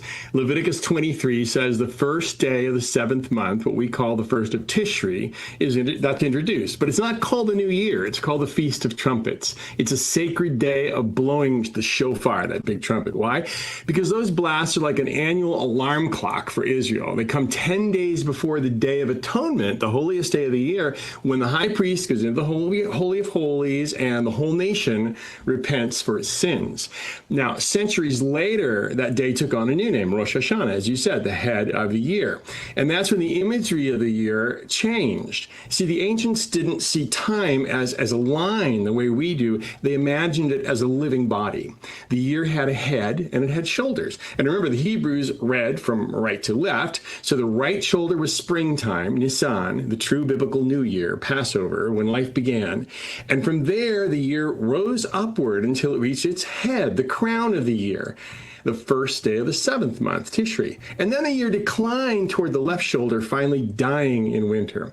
Now, of course, biblically, Nisan is the first month. Exodus 12 makes that clear. It says, "This month shall be for you the beginning of months."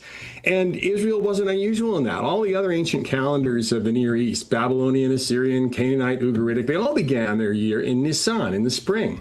Even Philo, the Jew of Alexandria, called the spring the natural birth of the year. And the Greeks told the same story in the myth of Persephone. She was the daughter of Demeter, the goddess of grain. Hades carried her off to the underworld.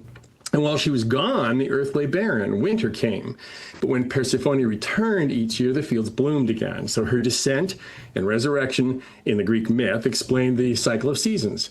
So across the ancient world, everyone understood that spring was the true beginning of the year. Biblically, it was Nisan, the month of Passover. Later, tradition placed the head of the year in the fall, in Tishri, and that shift gave us a vivid picture of time. born on the right shoulder, crowned at the head, and declining on the left shoulder. A living calendar. It's full of rhythm, it's full of meaning and imagination.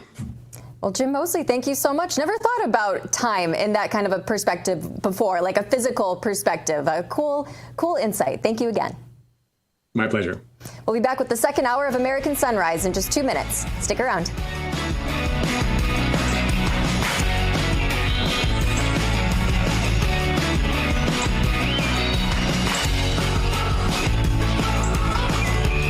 Introducing the limited edition God Bless the USA Bible, inspired by Lee Greenwood's hit song and the most recognized patriotic anthem in America, God Bless the USA. The God Bless the USA large print leather-bound King James Bible also contains America's founding documents, the U.S. Constitution, the Bill of Rights, the Declaration of Independence, and the Pledge of Allegiance, along with a handwritten chorus to Lee Greenwood's song, God Bless the USA. With its large print and slim design, this Bible invites you to explore God's Word anywhere, anytime. The God Bless the USA Bible makes the perfect gift and cherished family heirloom keepsake to pass on to future generations. Designed for an easy reading experience in the trusted King James Version translation, this large print Bible is perfect to take to church, Bible study, work, and for traveling. Order yours today at GodBlessTheUSABible.com.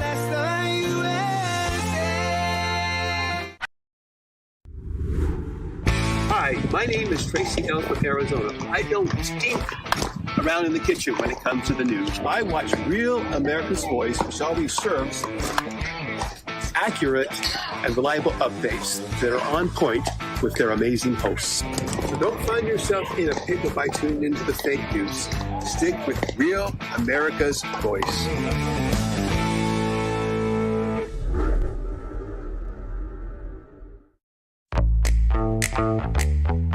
Now is the moment to put your brand in front of an engaged, loyal audience through Real America's Voice. When you advertise on Real America's Voice, you're not just running an ad, you're partnering with trusted voices like Steve Bannon, Charlie Kirk, and other influential hosts. Backed by millions of monthly listeners. What's happening? Because of a real voice, man. I watch it all the time. Real America's Voice rocks. Real America's Voice gives sponsors the chance to put their product front and center, displayed on screen and highlighted by our anchors during exclusive segments and live events. Head to freetrumppknife.com. This means your brand becomes part of the conversation as it happens. Secure your spot before it's too late. Join us today and make your brand part of the news conversation that America's viewers trust. Real America's Voice, where your message is seen, heard, and remembered. This is Tim King, also known as USS Malik, and I love Real America's Voices for its like-minded programming and the chat. Love you guys.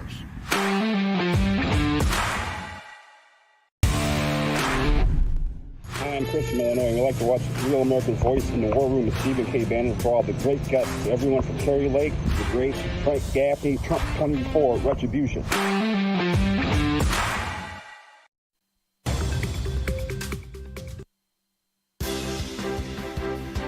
Coming up on this second hour of American Sunrise, former FBI Director James Comey indicted.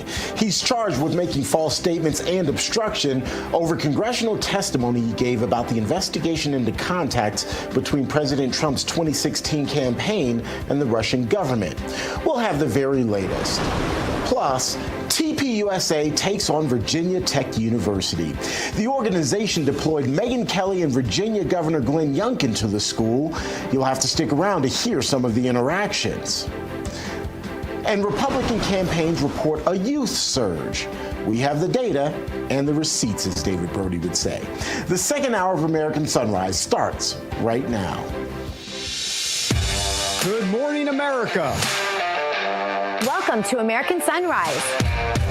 Whether it's culture, we have breaking news to share with you. Politics. President Trump is joining us live now from Florida. We've got you covered. This is what it looks like to be a patriot. We have to protect the American family. The American dream is still alive. I'm David Brody. I'm Terrence. And I'm Dr. Gina.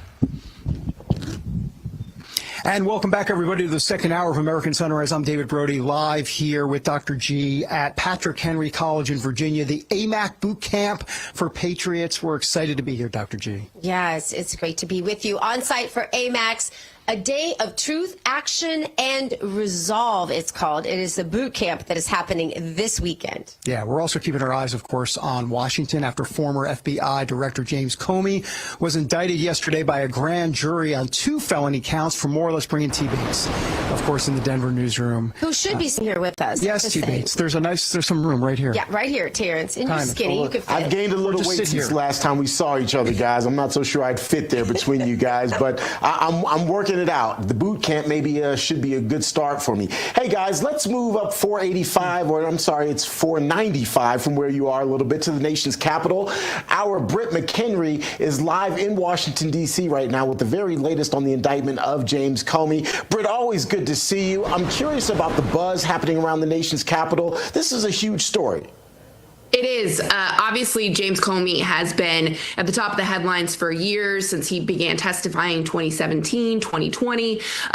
The release now that Patrick Fitzgerald will be the attorney representing him is also creating a lot of ripples. If you recall him, he's a bulldog, a trusted DOJ official, and with a lot of experience, who was responsible for Valerie Plame's career ending, if you will. So that's another thing. So each step of this process, there's going to be a lot of news drops.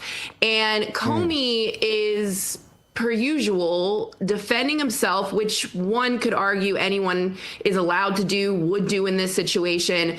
But as we discussed in the last hour, it's very indicative, Terrence, of what he has always done. Trump has been this promotional standpoint for him. It's like you have 2 indictments, and the first thing you're wanting to do is go and, in effect, showboat or put yourself out there. Most people would go underground or be as quiet as possible, saying that he's welcoming this, that he wants to make a stand. And that's his attitude. That's been his attitude all along. Yeah. So it's a lot of shock and sort of surprise in the moment, because this is big news, but I think it's something a lot of people in Washington saw coming, particularly those that I've been speaking to who are, sourced anonymously at the FBI right now. They put a lot of work into this, and they're now getting accused of weaponizing the FBI when we know the investigation into Comey has been going on for years. Well, let's see how this all works its way through the court system and what the resolution ultimately will be. Britt, always good to see you. Appreciate you being here. Good to see you too. Thank you. All right. Let's get a quick check of our forecast now with Weather Nation meteorologist Rob Bradley. Rob, I'm hoping it works this time. Good morning. Can you hear me? Yeah, good morning. Yeah, I think you might have jinxed it last time. You gave me that great big intro, Terrence, and then, of course, the audio stopped working on my end. But glad to be with you finally over the airwaves, and we see each other a lot in the newsroom. But let's talk about the forecast getting into the weekend. We got a lot of warm temperatures starting the weekend on Friday, a lot of 70s and 80s on the board. Storms in the corners of the country with some severe weather possible from Phoenix off to the south and east, and a lot of strong storm activity still in the southeast as well, with quite a bit of heavy rainfall. But the middle of the country, the northeast, the northwest, looking really good as we get into this Friday with mostly dry conditions. But there is something we need to watch in the tropics moving forward, as we're still keeping a close eye on an area of low pressure that's spinning over portions of the greater Antilles. That area of low pressure is expected to move north over the next couple of days. And I'll step out of the way here so we can get to that graphic and show you what's going on here, as we have this area of low pressure down towards the Bahamas, entering favorable conditions to develop as it's moving into very warm waters. And an area of low pressure over the southeast could very well pull this system into portions of the Carolinas. So we're going to be keeping a close eye on the heavy rainfall potential and the chance for other tropical impacts. Back to you, Terrence. Ooh. Thank you, sir. All right, appreciate the reporting there. Let's get you back to David and Dr. Gina. They are at AMAC's boot camp, which gets underway tomorrow. Guys, where you guys are, the college there, just a quick point of personal privilege, if you will. One of my stops in Germany is a place called Mannheim, and the military installation there, the housing, was called Patrick Henry Village. We used to call it PHV for short, and you guys are at Patrick Henry College today. So I almost feel like it's a return to home for me watching you guys there.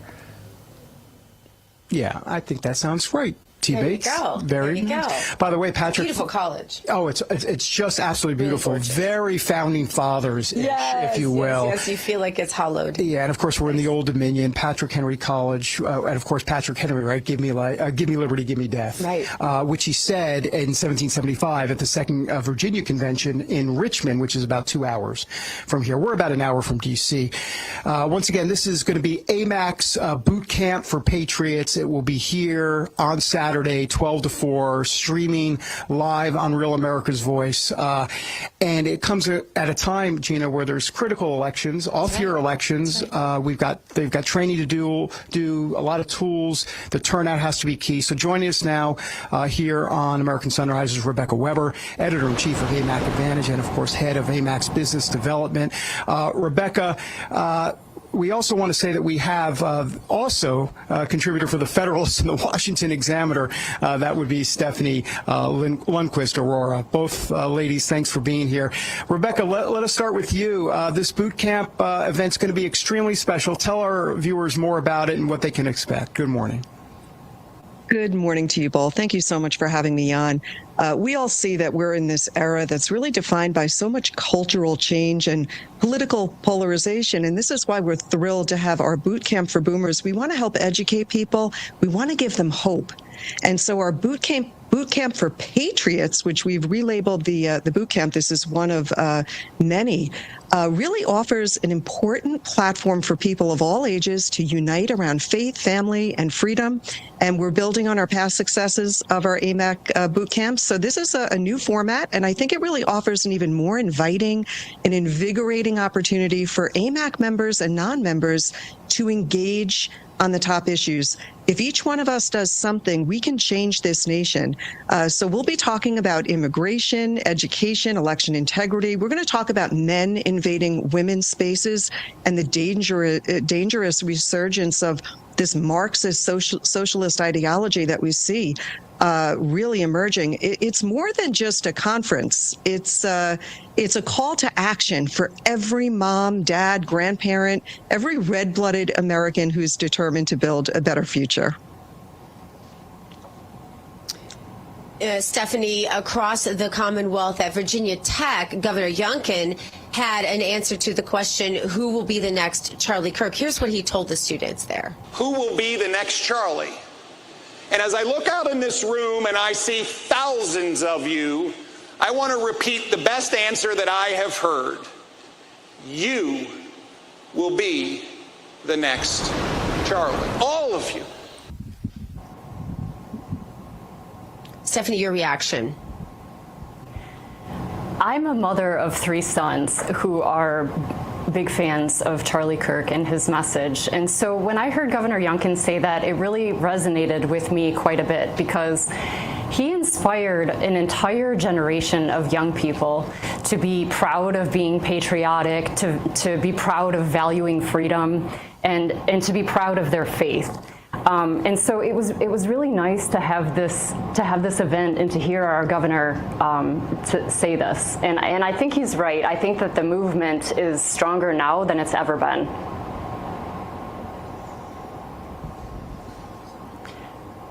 I would also like to add that speaking of the Youngkin administration and their emphasis on education, I really believe that the battle for the frontline battle for America's youth is in K through 12 education, public education, and I will be speaking on the woke indoctrination and men and women's spaces panel at the conference. Lenin said, "Give me 4 years to teach the children, and the seed I have sown will never be uprooted." And I think that our Marxist leadership of multiple school districts across the country are really taking care of this and taking this to heart and doing this. They're trying to plant seeds of Marxism in our youth. And so I'm going to talk about, and as Rebecca mentioned, a number of parental rights tools that we can use in order to join forces and to fight this Marxist infiltration. All right, ladies, thank you so much for joining us. Terrence Bates here. I apologize. We're having some technical issues, and so I'm kind of popping in here. But it was good to talk with both of you, or at least from my perspective, good to listen to both of your thoughts. Again, thank you guys so much for being here with us this morning. Thank you for having us. Of course. Coming up, we'll have more on the big news of the day. Of course, it involves the indictment of James Comey. Ben Berkham will join us here on American Sunrise. Stay tuned for that. We're back in a moment.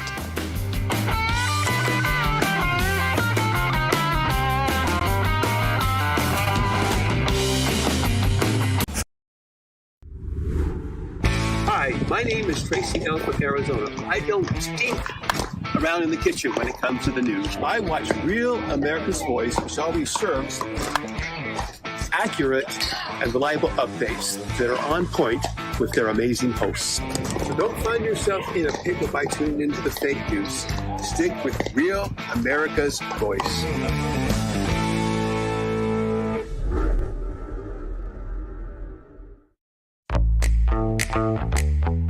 Now is the moment to put your brand in front of an engaged, loyal audience through Real America's Voice.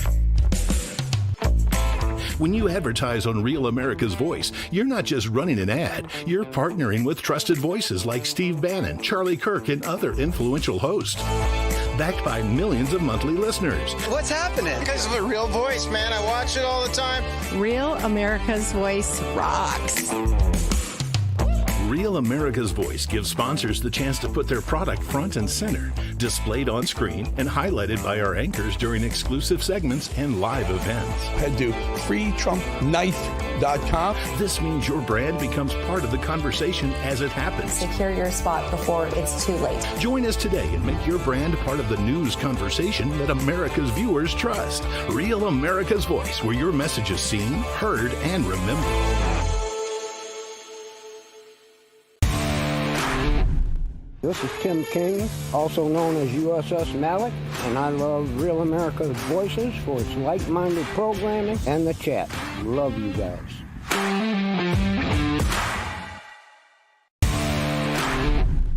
Hi, I'm Chris from Illinois. We like to watch Real America's Voice in the War Room with Stephen K. Bannon for all the great guts. Everyone from Kerry Lake, the great Frank Gaffney, Trump 24, Retribution.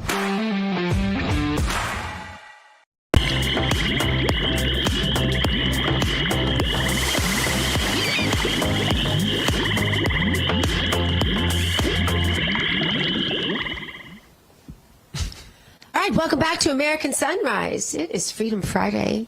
Yes, it is. It's Puppy Friday. It is Puppy Friday. We do have Colby on set. Of course we do. And we are at Patrick Henry College. So exciting to be here.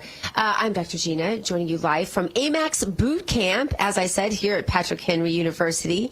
It is, I'm used to saying college, but all the colleges all changed to university. All of my colleges changed to universities, too. Yeah. Anyway, it is time now to drain the swamp. And this morning, we are fleshing out former FBI Director James Comey.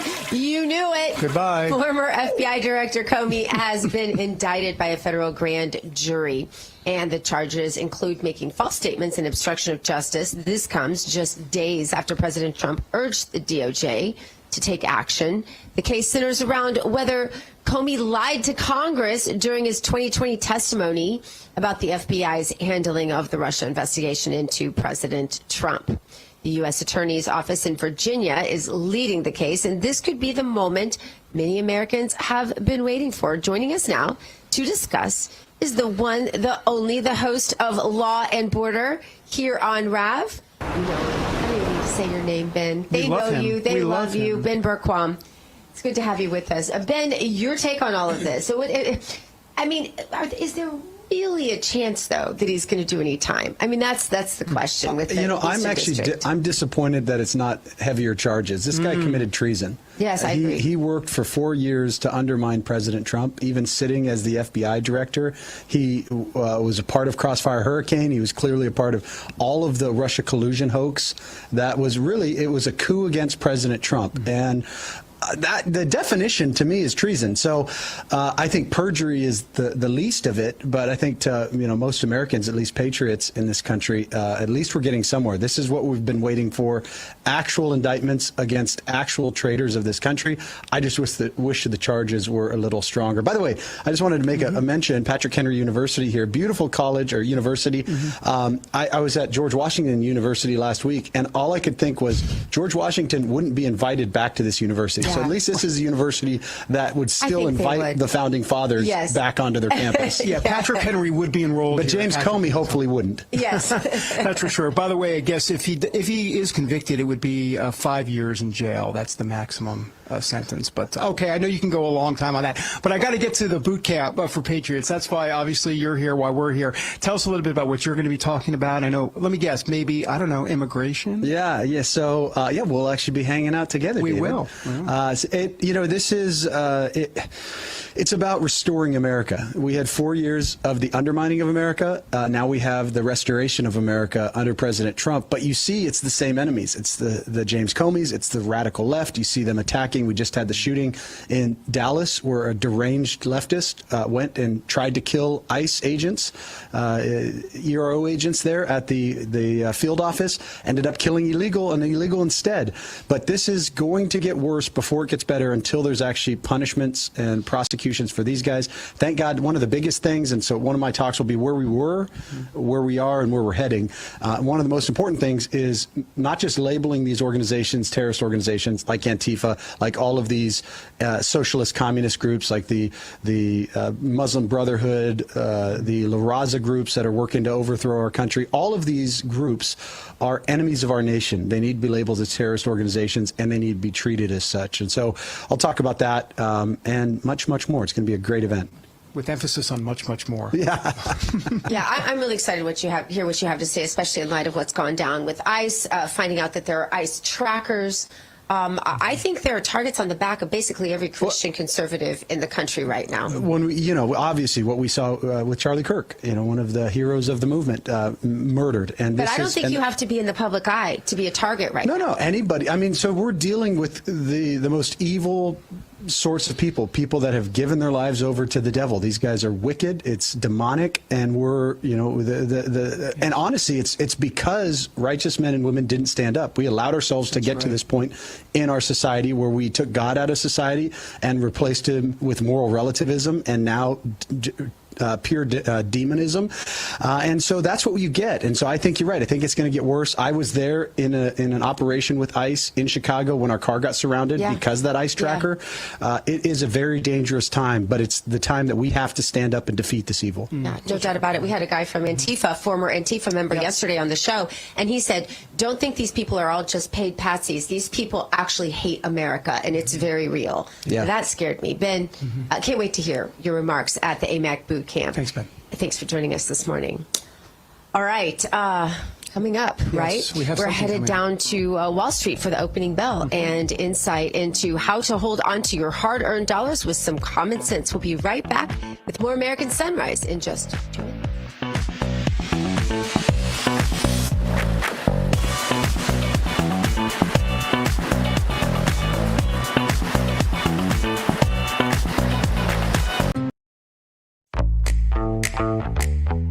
Now is the moment to put your brand in front of an engaged, loyal audience through Real America's Voice.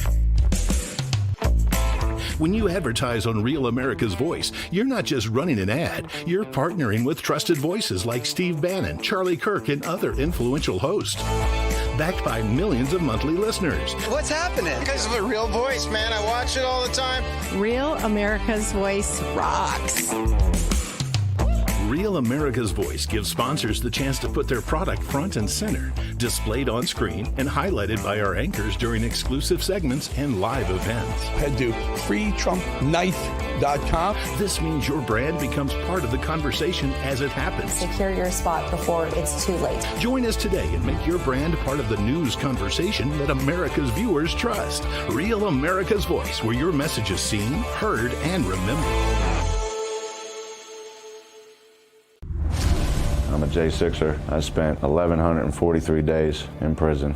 I'm a J J6er, and I spent 3 months in jail and about a year in prison. I spent 4 years out of an 18-year sentence in prison.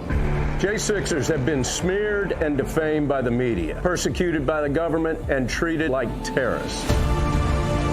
In reality, J6ers are patriotic men and women, mothers, fathers, sisters, and brothers from all walks of life. Stand in the Gap was founded to stand in the gap for J6ers working to rebuild their lives after being incarcerated. And we need your help. For just $10 or more, you're helping these patriots get mental, physical, and spiritual help. Please scan the QR code or go to j6support.com to donate $10 or more to support these American patriots. Thank you for being a patriot. Thank you for standing in the gap.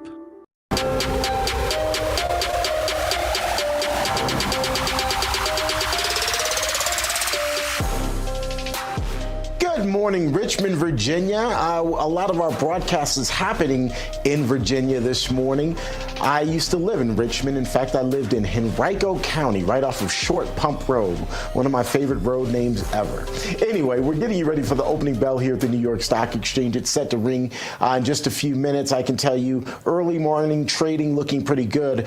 This is pre-market trading. As you can see, our entire board is in the green. Hopefully it stays that way on this final day of trading for the week. We'll take you to the New York Stock Exchange here in short order. But first, let's get you out to Patrick Henry College. That's where David Brody is stating by. David, good morning.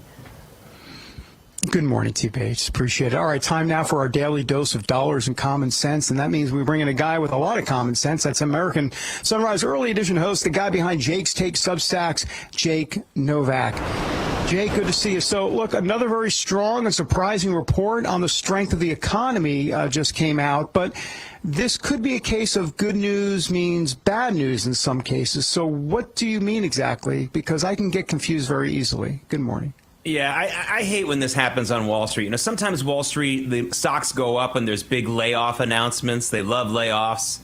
And then sometimes the stocks go down when there's report of strong economic strength. Now, that's what we got at 3.8%. That's the final revision, the final number for second quarter gross domestic product. So between April and June, the U.S. economy grew 3.8%. That's boom time numbers. I mean, really, like that's basically 4%. That's a number that everyone strives for. Usually the economy bumps along at about 2%. That's the average. So that's almost double. The problem is that shoots interest rates higher. People start thinking, well, you know, I'm going to take my money out of that safe bank account and start investing more in the economy, in a new business or a stock, and that drives interest rates higher. Luckily, though, what we're seeing this morning, David, is that that gain from yesterday seems to be cooling off a little bit. And so I'm hoping this doesn't mean higher rates. President Trump talked about this yesterday. He knows what I'm talking about, and that is it's one of those things. Let good news be good news, America, and let's not try to hurt ourselves on the other end with higher mortgage rates or higher credit card rates and everything just because the economy is doing better.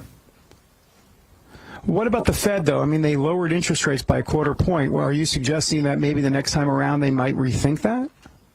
Well, it's going to be hard for them to lower again based on that number, a little bit harder. But then, of course, we also got a core inflation report this morning that showed that at least in August, which is already almost 2 months ago, but at least in August, we learned that the core inflation didn't increase. It basically stayed the same. So there's a lot to juggle here, David. But as we've established already, I don't think the Fed's looking at economic data as closely as they should be anyway. They're going to do what they want to do. But, I'd like to see the economy be strong and our rates stay low at the same time. Got it. I guess not everything, though, is booming. There's Starbucks, which we should be clear has a license to basically sell crack. They're having a hard time. Talk about that. Yeah, you coffee addicts need to step up your game. I'm not a coffee drinker, so I don't get it. There's a Starbucks next door to me, though, and it's a popular hangout. But yeah, listen, Starbucks brought in the guy from Chipotle a little while ago to be their new CEO, and he said he was going to be doing stuff like this, closing stores, making some layoffs. He had been holding off on it. He'd really only been doing it at the corporate level in the corporate offices, but now they're closing some stores. And you know that old joke about, like, I met my wife at Starbucks. No, we weren't at the same Starbucks. I saw her across the street at the other Starbucks, and we waved at each other. So they're closing that other Starbucks right now is what's happening. That's very good. Okay, well, I was going to ask about relationships, but I guess I shouldn't go there. Sorry, I just got distracted. All right, so this story, this one that we're going to talk about lastly, sounds impossible to be true. So Jaguar and Land Rover haven't actually built even one new car for a month now? Is that true? Say it ain't so, Jake. No, it's true. You know, they got hit with the cyber attack, and this time it wasn't their fault. Remember, they had that terrible Jaguar commercial with these weird people walking around and no cars. They were hit with a major cyber attack a month ago, and we knew it was bad. But this is really bad. They haven't rolled out from their British factories a new Land Rover or Jaguar for an entire month because of this. This is going to start to hurt pretty soon. Now, they had some inventory at the dealerships that were still available. I'm not saying if you go to your dealership now, there's not going to be any cars. But you know what? In a few months, that might be the case. This is a major disaster, and it's got to be a money-making opportunity for some of these cybersecurity firms out there. The first firm that can go to Jaguar and Land Rover, which is owned by Tata Motors in India, and can explain what happened and how it can never happen again, is going to make a pretty penny. So business opportunity, folks. Meanwhile, those assembly lines at Jaguar and Land Rover are quiet as anything right now.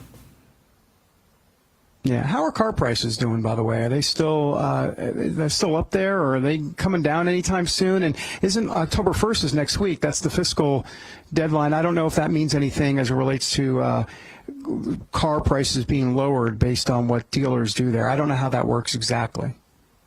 Well, you know, there's a graphic that you can check out on autonews.com, and I laugh about this graphic because they set it up to try to hurt President Trump. They said they set up a graphic after in mid-April saying here's the change in car prices since April 1st, you know, just before the tariffs were announced. And for the longest time, David, it was 0.0%, no movement. Now we're starting to see, I'm seeing 0.6% is the creep up since April 1st. That's nothing, by the way. That's nothing. I don't know about car prices coming and SUV and truck prices coming down, but I can tell you it's a very slow creep up right now, and there are good rates available if you get a Ford F-150, by the way. Ford just lowered the credit requirements, your credit score requirements, to get the best rates. So that's an opportunity for some people. Very nice. Jake Novak, have a great weekend. Thanks, sir. Appreciate you. You too. As always.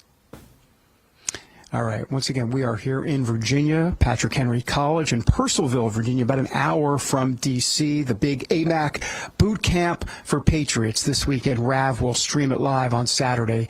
All right, time to head back to T. Bates in Denver. The opening bell sponsored by our good friends at AMAC.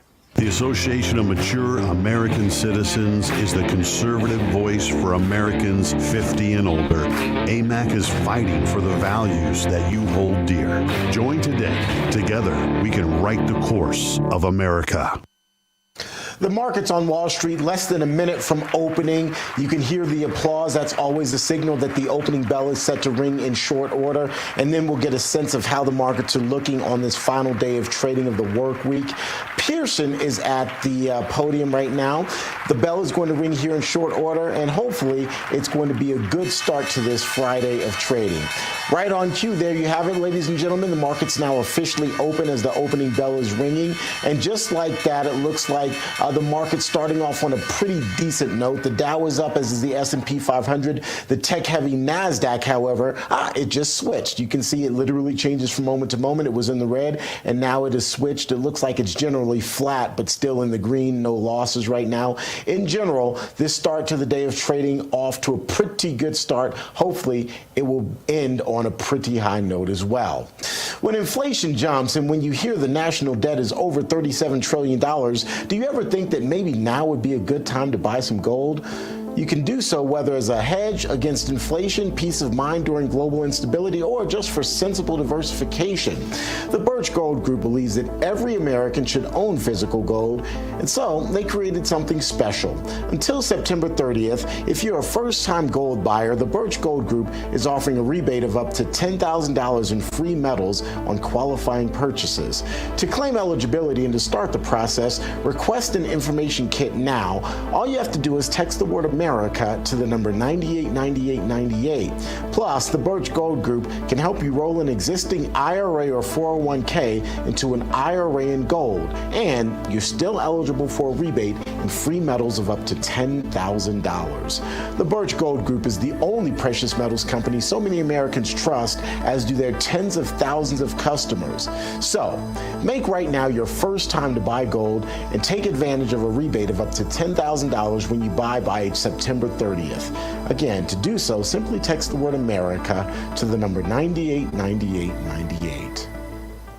Still to come here on American Sunrise, scientists, doctors, and parents gathered for a groundbreaking roundtable in Washington, D.C. yesterday. We'll see how the tide is turning when it comes to autism. That's next.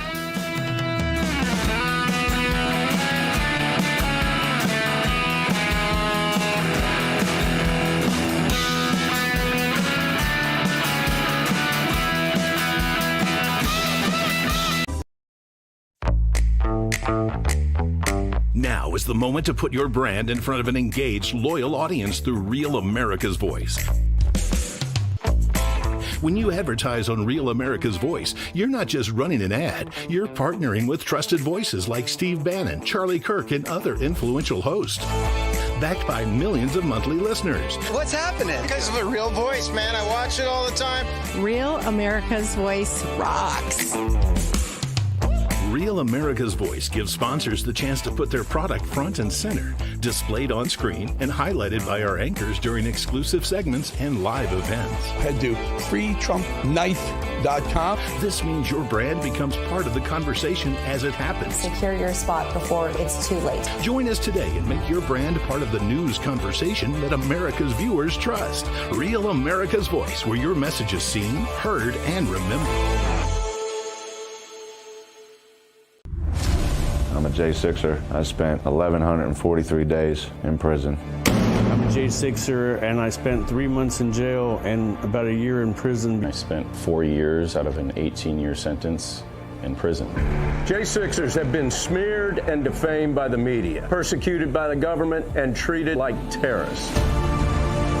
In reality, J6ers are patriotic men and women, mothers, fathers, sisters, and brothers from all walks of life. Stand in the Gap was founded to stand in the gap for J6ers working to rebuild their lives after being incarcerated. And we need your help. For just $10 or more, you're helping these patriots get mental, physical, and spiritual help. Please scan the QR code or go to j6support.com to donate $10 or more to support these American patriots. Thank you for being a patriot. Thank you for standing in the gap.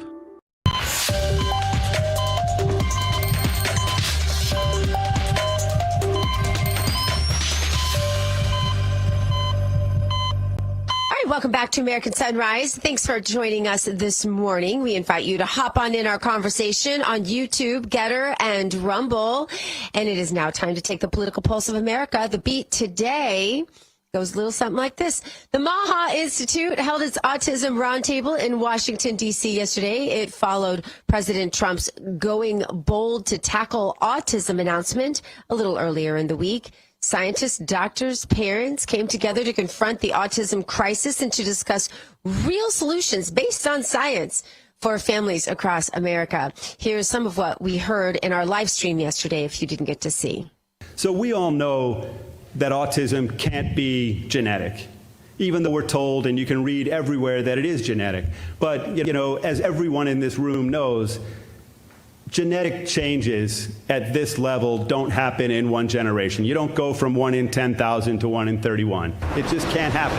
That's real science. Joining us now to talk all about it is RAV Washington correspondent Britt McHenry. Britt, you were there for 6 solid hours. That's a long, long time. I bet you learned a lot. What sticks out to you the most in your mind? One statistic really, Gina, it was that the average lifespan of a child diagnosed with autism is 34 years old, just 34 years old. That definitely got a reaction from the crowd. It started out, as we just listened to, with a lot of advocacy, representatives from MAHA Action PAC, from the MAHA Institute. And as the panel proceeded throughout the afternoon, you had neurologists there, you had mothers there with their own personal testimonies. And of course, the big word of the week was Tylenol. Tylenol's parent company, Kenvue, shares dropped after the press conference that President Trump had about the drug, the over-the-counter drug, and not taking it if you were pregnant. Year to date, their losses are a 21% drop. So the shares dropped about 8%. They rebounded a little bit, but this symposium only reiterated what the president said in detail. And it said, yes, it can be a factor. With Advil, there's a risk of bleeding in pregnancy, but Tylenol is not the automatic go-to, or shouldn't be, as we've been told. And I'm sure you saw, Gina, the dug up tweet from 2017 where Tylenol said not to use it if you are pregnant. They backtracked and said that was taken out of context. But in addition to Tylenol, there was all sorts of things discussed about how autism really is affected and created in the natal stages, and it is a problem for a lot of children. Yeah, because we do know that about 80% of cases they happen as the child is growing. So there's something happening there. Obviously, a lot of us are looking to the discussions that'll happen around vaccinations, especially mandated vaccinations so close together and so many. I know when I was growing up, there was, you could count them on two hands, the amount of vaccines that were required to go to school. Now, by the time a child is like 18 years old, they've had, how many? Do you know that number? It's a staggering number. It's a staggering amount. The specific one they didn't touch on yesterday, but they did bring up, as we've discussed before, the hepatitis B shot. If that's transmitted sexually, why are infants required to have it? And a great line yesterday that I heard and everybody reacted to was, you are not anti-vaccine if you have simple questions about mercury, the amount of mercury that is being delivered in these vaccines. Aluminum, they have found traces of aluminum in brain tissue of children or anyone who's passed from various ailments, but who were diagnosed with autism. So there was a strong emphasis on, we are not saying ban all vaccines, but it should be logic, especially for parents, to question what is in these vaccines and why they are mandated, and why there's other variants in them with aluminum, with mercury, that affects the mitochondria, which I feel like a scientist, an expert, a doctor at this point, Gina, in my own little way, because mitochondria is what honorary degree yesterday. Yeah, I did. I was walking around with a cap after we left there. But a lot of neurologists there weighing in and emphasizing that there's environmental causes at play, and that Robert Kennedy Jr. just wants to look into these things and see what is absolutely necessary for our children to be taking when it comes to vaccines, and to develop more awareness for pregnant women and what they can do. I asked a doctor, Dr. Richard Fry, what should pregnant women do in instances of pain? And he said, really try to educate yourself on some homeopathic remedies, acupuncture, massages. Not everyone has the time and space, Gina, to just go get a massage. I would love to do it every day if I could. But he said we should be looking outside the box instead of just popping Tylenol. And that was the emphasis. But it wasn't. A lot of that stuff works. I used acupuncture during my pregnancy, and it did work. Britt, I'm so glad you were there yesterday. Yes, I did. I'm so glad that you were there yesterday. I know we have a lot more to talk about, and we will in the coming days. Thank you for joining us. Thank you. All right. Now it is time. It's tea time, actually, with T. Bates.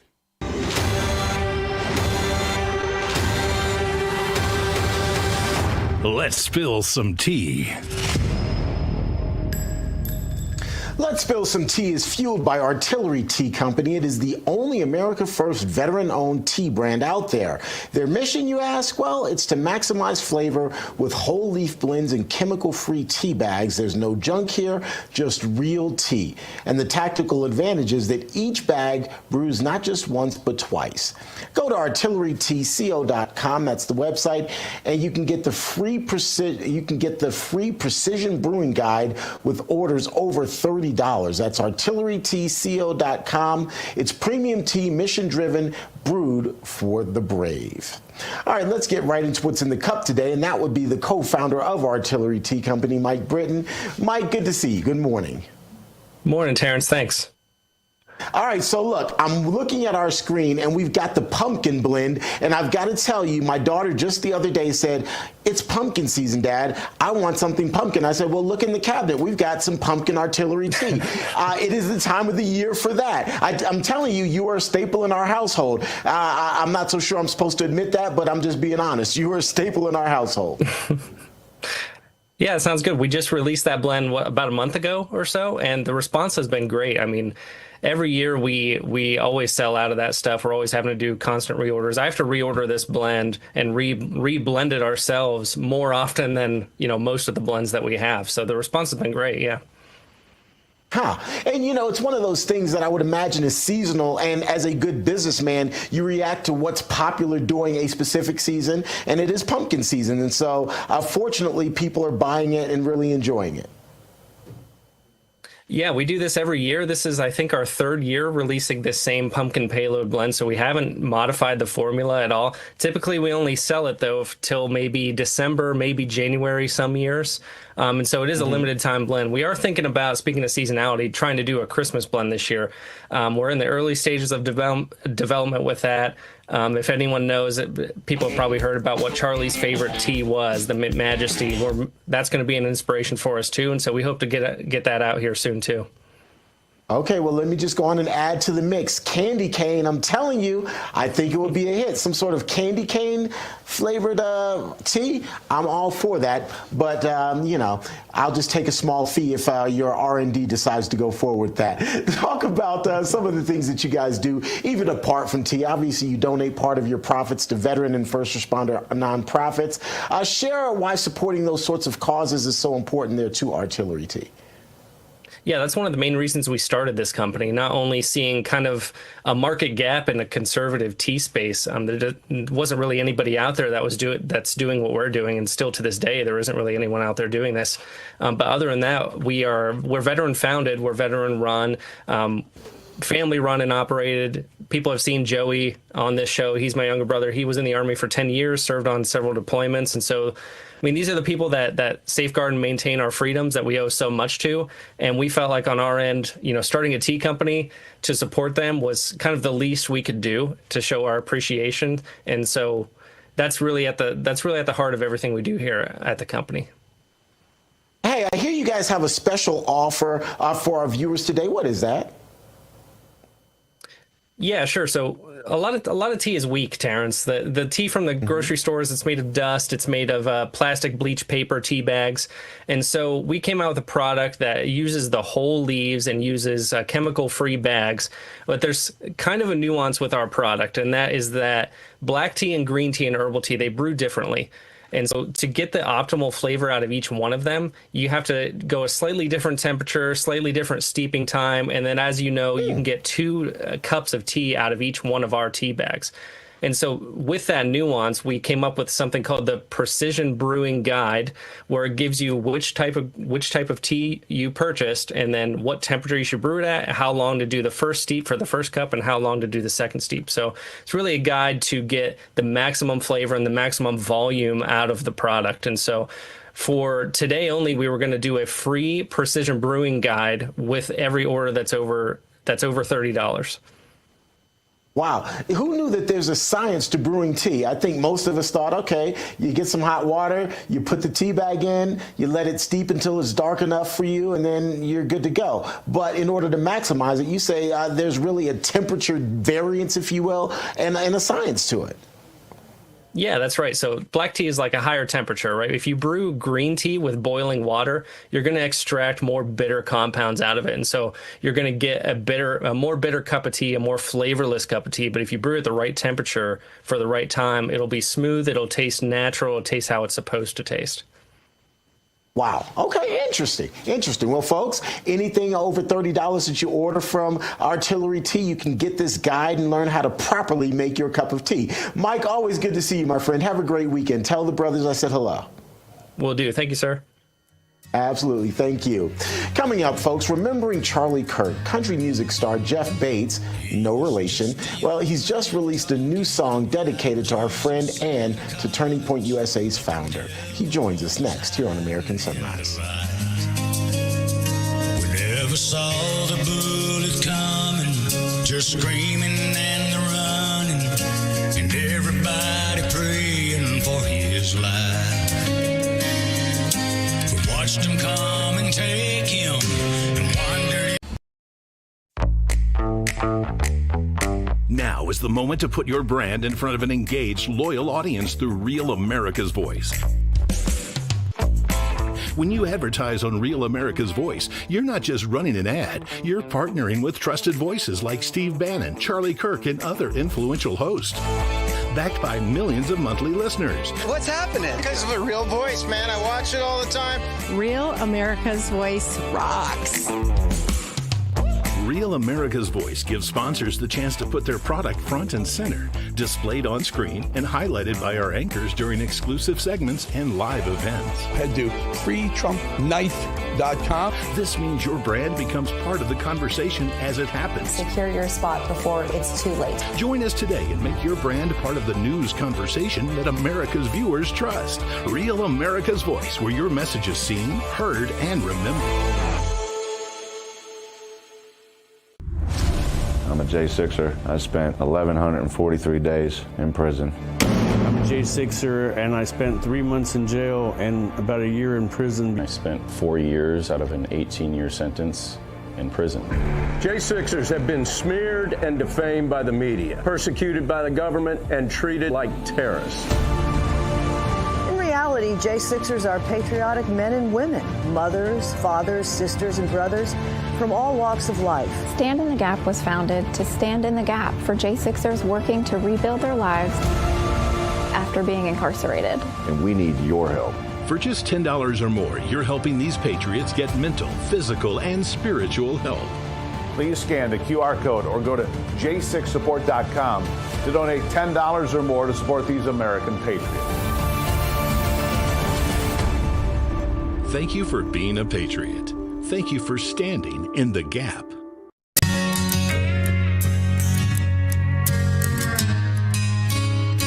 He was just a young man talking about Jesus. All right, welcome back to American Sunrise. I'm Dr. G.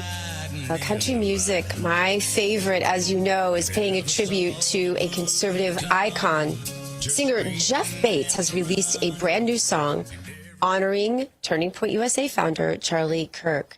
The lyrics celebrate Charlie's voice, his courage, his impact on a new generation of Americans who believe in faith, family, and freedom. And it shows how Charlie Kirk's message has moved beyond the podium into song, striking a chord with Americans who believe this country's best days are still ahead. Here's what it sounds like. Hallelujahs and amens, gonna be angels singing, nobody blaming, but shaming him. Consider all of his past sins. There's a sin go, but I know you're gonna be a good man going home.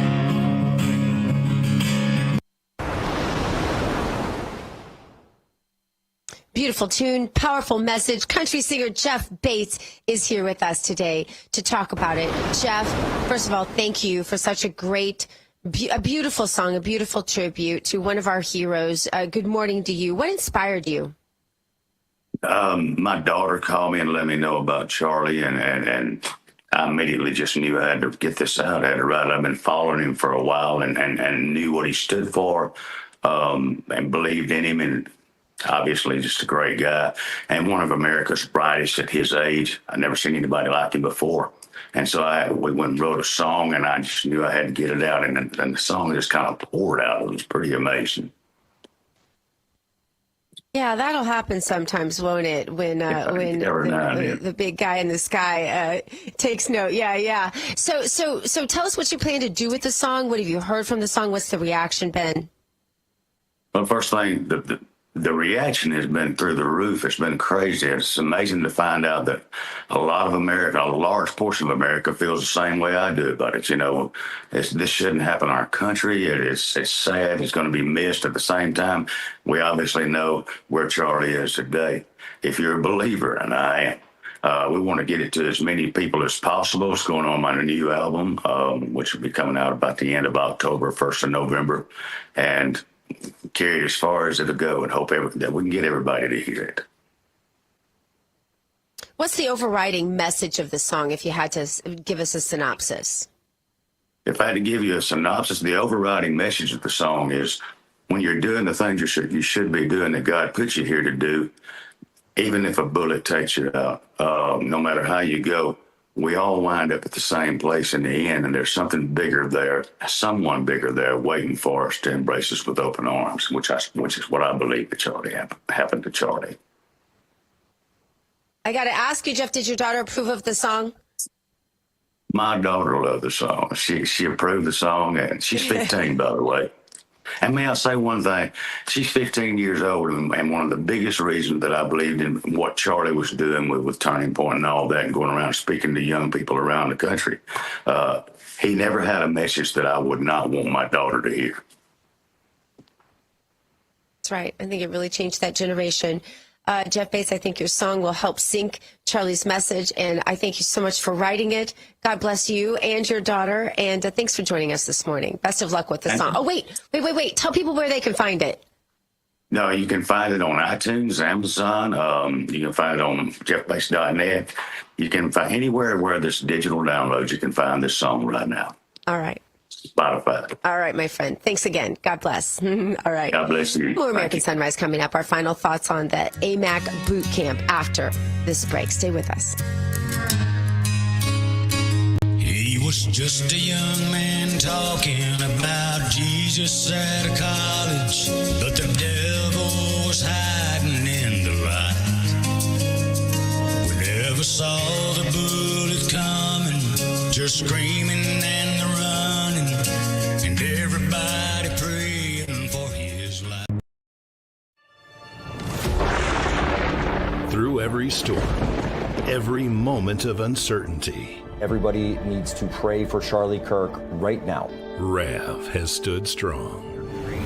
We're not going to tolerate this stuff anymore. Turn that anger into motivation to save this nation. When we move together, there is power. The cries of this widow will echo like a battle cry. This is more than news. It's a movement. This revolution of people taking their countries back. A turning point. A chance to be part of something greater than yourself. Scan the QR code and stand with Rav. The story isn't over, and neither is your part in it. Step in, be counted, be heard. Together, we are Rav. We will achieve American greatness. And we are just getting started. Through every storm, every moment of uncertainty, everybody needs to pray for Charlie Kirk right now. Rav has stood strong. We're not going to tolerate this stuff anymore. Turn that anger into motivation to save this nation. When we move together, there is power. The cries of this widow will echo like a battle cry. This is more than news. It's a movement. This revolution of people taking their countries back. A turning point. A chance to be part of something greater than yourself. Scan the QR code and stand with Rav. The story isn't over, and neither is your part in it. Step in, be counted, be heard. Together, we are Rav. We will achieve American greatness. And we are just getting started.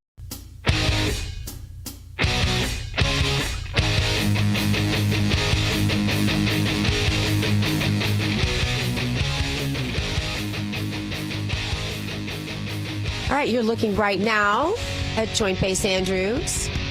President Trump getting ready to board that plane for New York.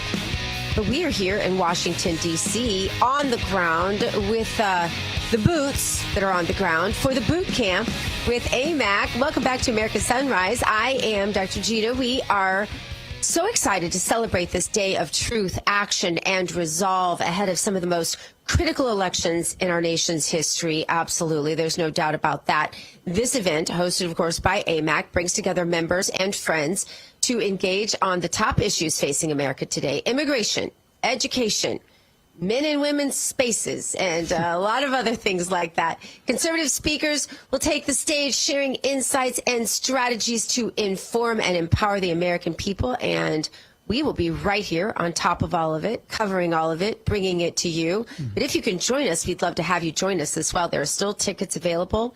Joining us to preview the event is Chief Technology Officer for AMAC, Dave Kane. Dave, good morning to you. Good morning. How's everyone this morning? Doing well. We are good. We are amped up and ready to go. I brought my boots, so I'm going to the boot camp. Tell us about what folks can expect. So this is an event. It's 4 hours long, as you mentioned, from 12 to 4. Tickets are still available. You can come down right to the door and just come in, pay for your ticket there. Or you can go to amac.us/bootcamp and purchase tickets there. There's still some available. And what you can expect is within those 4 hours, we hold educational panels and solo speakers. A lot of, David, you and Dr. G, you guys are involved in the show, and we're very grateful that you decided to join us this time. We are holding panels on election integrity, on the woke virus and public school system, and immigration panels, as well as many other topics. What we try to do is empower the people, teach them, show them a path to where they can go ahead and make a difference in their communities. We teach them how to become certified poll watchers. We teach them how to maybe run for committeemen. A lot of people don't even know what a committeeman is, let alone know how to run for them. We also have our AMAC Action panel. AMAC Action is our advocacy group, our 501c4 that does tremendous work around the nation and in local communities with calls to action. Right there, you could sign up to become an AMAC Action delegate or ambassador. Once you're in, we bring you into our world. We give you the tools, the training on how to hold your own chapter meetings and really make a difference on legislation in your local area. Dave, it makes perfect sense that it's being held here at Patrick Henry College. Of course, Patrick Henry famous for saying, give me liberty or give me death, because without liberty, we've got nothing in this country. We've got nothing. Talk to us about the freedom aspect of all of this. Well, I mean, obviously freedom is the baseline of our country, and we see it slowly eroding away piece by piece. You can't say this or you're in trouble. You can't do this or you're in trouble. And we want freedom is only one generation away from extinction. I believe that was Ronald Reagan that said that. And we're seeing it unfold right in front of our eyes. So if we don't do something and reach out, and we used to call these boot camp for boomers, and we switched it to patriots because we realized there really needs to incorporate the younger generation, the younger patriots, which unfortunately it took something like Charlie Kirk to be assassinated to mobilize the youth in this nation to really start making a difference in droves. There are some out there. I'm not going to say there aren't any already, but now we see this explosion of faith and activism amongst the young kids. We are excited. Yeah. We are excited. We are also at the end of our show right now. We got to go. Colby's here. Okay. Colby's here. Happy Puppy Friday. Colby's like, wait, what? We're leaving now. We'll see you tomorrow. We can't wait. All right. Sounds good. Sounds good. You guys, War Room is up next. Go boldly now. Live the truth. We'll see you tomorrow.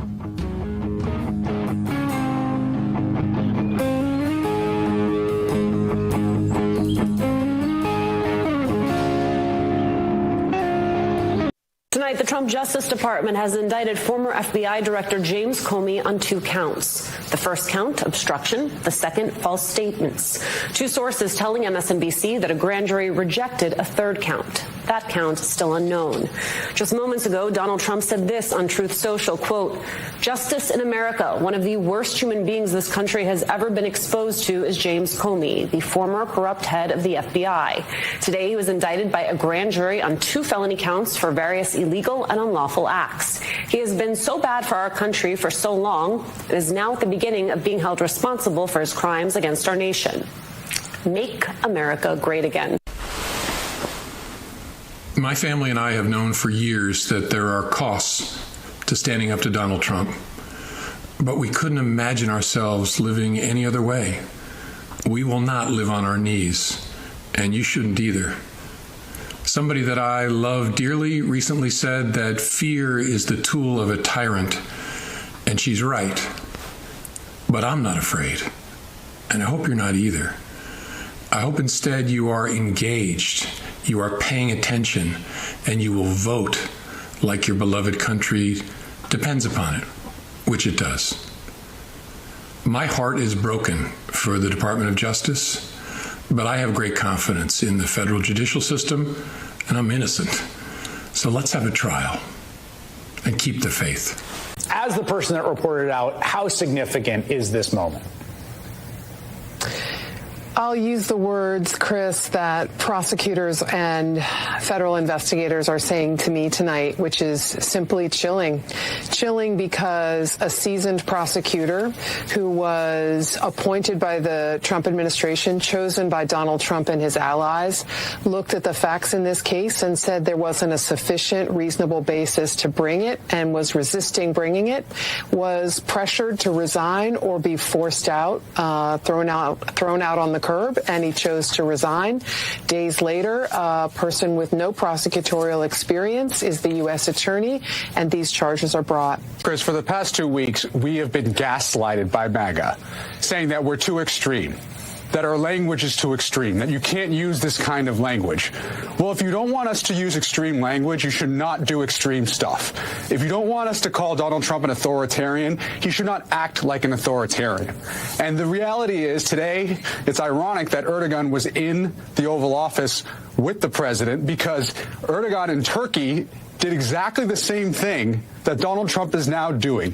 People who investigated him, he prosecuted. This is completely un-American, and we should all be deeply horrified by what happened today. I want to talk about a truly inspirational public figure named Taylor Swift.